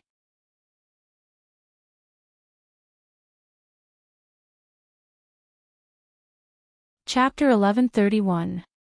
In the conference room of the Shangding building, the atmosphere was strange and depressing, although it had nothing to do with silence. The entire room was covered in light and shadows radiating from the game interface, and there were almost realistic sound effects lingering in the ears of every participant. Some people were playing in the conference room, some were watching, some were paying attention to online public opinion, some were doing data analysis, and some were joining in through the long-distance communication network. Each of them had their own duties, and there were occasional exchanges, but they were basically stuck at the technical level. No one made a conclusive conclusion. This was because the one who determined the nature of the incident had been silent for too long. Luo Nan crossed his arms over his chest as he stood at the side of the long conference table. He leaned against the windowsill, his gaze a bit erratic. Sometimes, his eyes wandered around the game interface, and other times, he glanced at the familiar faces in the conference room. But most of the time, his gaze passed through the glass window and looked outside. It was common knowledge that the Xia City branch of the Ability User Society was located in the Shangding building. The floor was low, and the lighting was terrible. There was no view to speak of. But Luo Nan seemed to want to escape from the shadowy area that was already completely covered by the enormous building. Look at this flower. As the convener and host of the meeting, he had been silent for too long, causing the function of the meeting itself to be eliminated. Fortunately, the people in the conference room were either acquaintances or professionals hired by the Foundation under his name. With the help of Bamboo Pole, a temporary secretary who was skilled and understanding, he was able to start the more practical technical analysis work. No matter what, it was better to collect as much information as possible, although no one knew if the information would be useful in the end. Bamboo Pole circled around the conference room. In the end, he circled back to Luo Nan. "What are you looking at?" Luo Nan shook his head. "I didn't see anything. I was just thinking about something."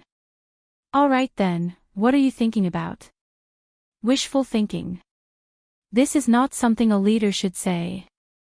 Bamboo Pole grinned and lowered his voice. "Speaking of which, this meeting was a little rushed. We didn't prepare enough and didn't control the number of people. We shouldn't have met the new employee at this time. I was so angry that I became muddled. Wasn't I the one who suggested it? After all, this matter was directly related to the Foundation and had little to do with the branch for the time being. Besides, I think it's quite valuable for reference." Luo Nan's gaze streaked across the faces of everyone in the conference room once more. His voice became a bit lower. "At the very least, I can see what sort of attitude normal people have towards this matter. This includes their views towards us. How much they disapprove of us." "Hey, boss, if you say that, I'm afraid you won't be able to hold on for long. Thanks for the reminder." The boss and the temporary secretary looked at each other and smiled bitterly. The current situation was that the producers had injected distortion, evolution, homo evolutus, and other sensitive elements into the new data for 10 days in the wilderness. They had also created an extremely complete system for them. Currently, the world's strongest group of people were engaged in a complex game around the relevant elements, and many large cities around the world were experiencing uncontrollable aberrant infections. It had to be said that 10 days in the wilderness, a large-scale production that could be called a game for all citizens, revealed such content. It had to be said that it was really two-directional. However, most people did not care about such things. This was because most of the changes in this world had long existed in people's endless fantasies. Especially since the era of distortion, these elements mentioned above were common in all kinds of creations and could not be considered extraordinary. This was especially true for gamers. They only cared about the quality of the game and the internal logic of the updated content. It would have been fine if the game was really terrible, but the quality of this new content was quite outstanding. The graphics and playability were both extremely strong, and there were no obvious logic bugs in the content. It was extremely attractive. Therefore, gamers had every reason to throw themselves into the game. They could swim freely within the large amount of content provided by the game. They could call friends, play online, or pursue achievements and trophies one after another. This was a very natural process. It was in line with normal human psychology. However, Luo Nan and the others wanted to go against the flow. They wanted to dig deep into the background of the game's data and malice. According to Bamboo Pole's words, it's super boring. The experience is extremely bad. I feel like I'm a moralist and a political animal that's been mutated. This is the kind of trash I used to spew. However, Luo Nan and the people around him stood at the forefront of the surging tides of this era. They possessed a clear and distinct standpoint. They had to accept it, and they had already realized the mutation. At the very least, they had to understand how to translate it. They had to do their utmost to allow more people who were not too sensitive to understand the meaning within. It was mentally taxing. It was tedious and uninteresting. It was completely predictable. This was a thankless task. Luo Nan changed the topic. How's the response right now? Bamboo Pole smirked. Just from a business point of view, the 3 years of sharpening a sword expansion is obviously a great success. The daily activity data on the official website isn't much of an exaggeration. As for Xia City, all the flagship stores are full. This is a working day. The evening rush hour hasn't arrived yet. Reservations are already booked all the way until the weekend. What about public opinion? Right now, most people are discussing the matter as it stands. There are also people who nitpick, but people like us are loathsome. We are moralists who throw hats at the drop of a hat. We don't have much of a climate right now. Do you want to stir up a topic? Can we? It should be fine in Xia City. After all, it involves the problem of mutation. Everyone is quite sensitive about it recently.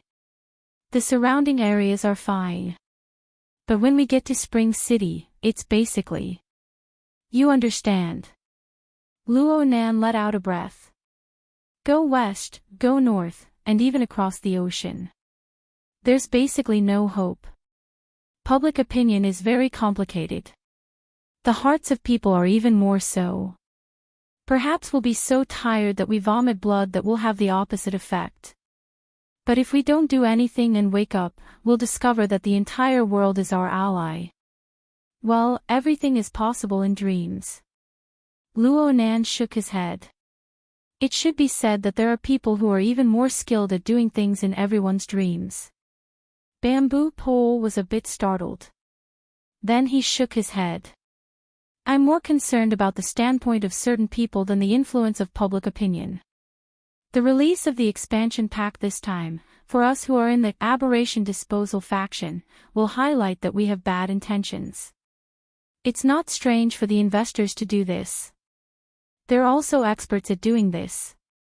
But the military is still considered a partner.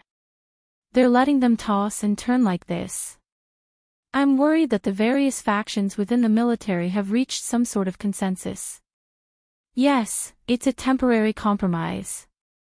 The power of inertia is quite strong. Luo Nan didn't respond to this topic. He looked to be a bit lost in thought. Instead, Yin Lu, who was participating in the conference through long-distance communication, took the initiative to join the discussion. Mr. Bamboo Pole. According to our intelligence, the military doesn't have a clear attitude. Perhaps it can be said that the investors are taking advantage of the unclear opinion environment within the military to complete this probing jab. After all, it's only the public beta testing phase right now. There's too much leeway to maneuver. No, it's not a probe. Luo Nan's gaze turned to look outside the window. His gaze was still erratic, but his tone had never been this certain since the start of the conference.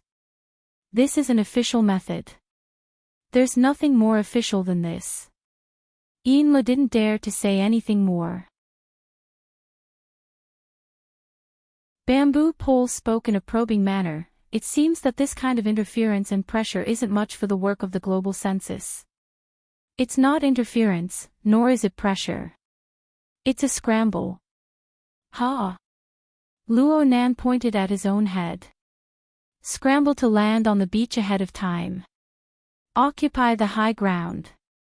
This is to pave the way for the mutant new humans. Bamboo Pole locked gazes with Yin Lu, who was thousands of miles away. Bamboo Pole asked, "Are you talking about the environment of public opinion?" "No, it's the solution." Luo Nan extended his hand and tapped on the nearby AR image. Right now, the employee in charge of conducting the game test had just completed a mission and obtained skill points.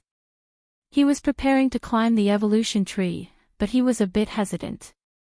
Luo Nan reminded him, "Do brainless gene cultivation in the internal cultivation stage. Don't be in a rush to take shape. First accumulate enough points in the petri dish." The employee went, over and over again, but he still did as his new boss said. Luo Nan turned around to face Bamboo Pole and Yin Lu. He grinned. "I think this will work." It's not just in the game. His wristband vibrated before he could finish speaking. He looked at the caller ID and ignored the confused Bamboo Pole and Yin Lu for the time being. He picked up the phone. "Brother Ping, what's up?" Xia Junping's voice came from the other side. "Nanster, did you get into a conflict with that baby OK again in the past 2 days?" "Who?" Luo Nan didn't react in time. "It's that vice president of the Divine Research Society. The baby-faced guy who nearly burned down Withered Tree's sandbar last year." Luo Nan went, twice. He finally recalled a bit of his memories and denied, "No, I haven't seen him in this period of time." "Then that's strange. This kid called me in such a hurry to get your contact information. I asked him what he wanted, but he didn't say. Speaking of which, you've really been protected by mysteries lately. Your contact number is completely confidential. People who want to find you can't find you, but people who want to give you trouble can be found." Xia Junping was ridiculing the so-called high-privilege group treatment that Xia City gave Luo Nan. The recent incident related to Rui Wen caused the issue of Luo Nan and his family's information security to once again be placed on the table. Luo Nan was quite open-minded. As long as someone deliberately wants to do something bad, those treatments are equivalent to nothing. Of course, our cooperation is quite low. We don't have bodyguards or anything like that. After all, Luo Nan wasn't a protected person. He didn't need the protection of the government. His opponents and enemies far exceeded the level that society's privileges could restrain. He wasn't the government's son, nor did he make any indelible contributions to the government. It was unrealistic to expect the government to take out large amounts of public power and resources to protect them airtight. In most cases, this kind of treatment only existed as a layer of warning for the family. In case his aunt and uncle, Mo Ya and Mo Ping encountered danger, Luo Nan would have time to react. Xie Junping grunted twice. You're quite open-minded. I still have a meeting. If there's nothing else, I'll give your contact information to that kid. Sure. Less than half a minute after the call ended, he received a call from an unknown number. Luo Nan's wristband displayed the words "no risk" at this time. Luo Nan laughed and picked up the call. Just as he said hello, the person on the other end yelled, "Are your marketing team full of pigs? This hype is 2F** King shameless. You're tuning into the LoveLore Library YouTube channel. We're so grateful for your support, and don't forget to subscribe to join us on this incredible journey through captivating stories. Your generosity through donations truly makes a world of difference, as it's the primary source of revenue that allows me to expand and enhance this channel for you. Thank you from the bottom of my heart for being a part of this adventure.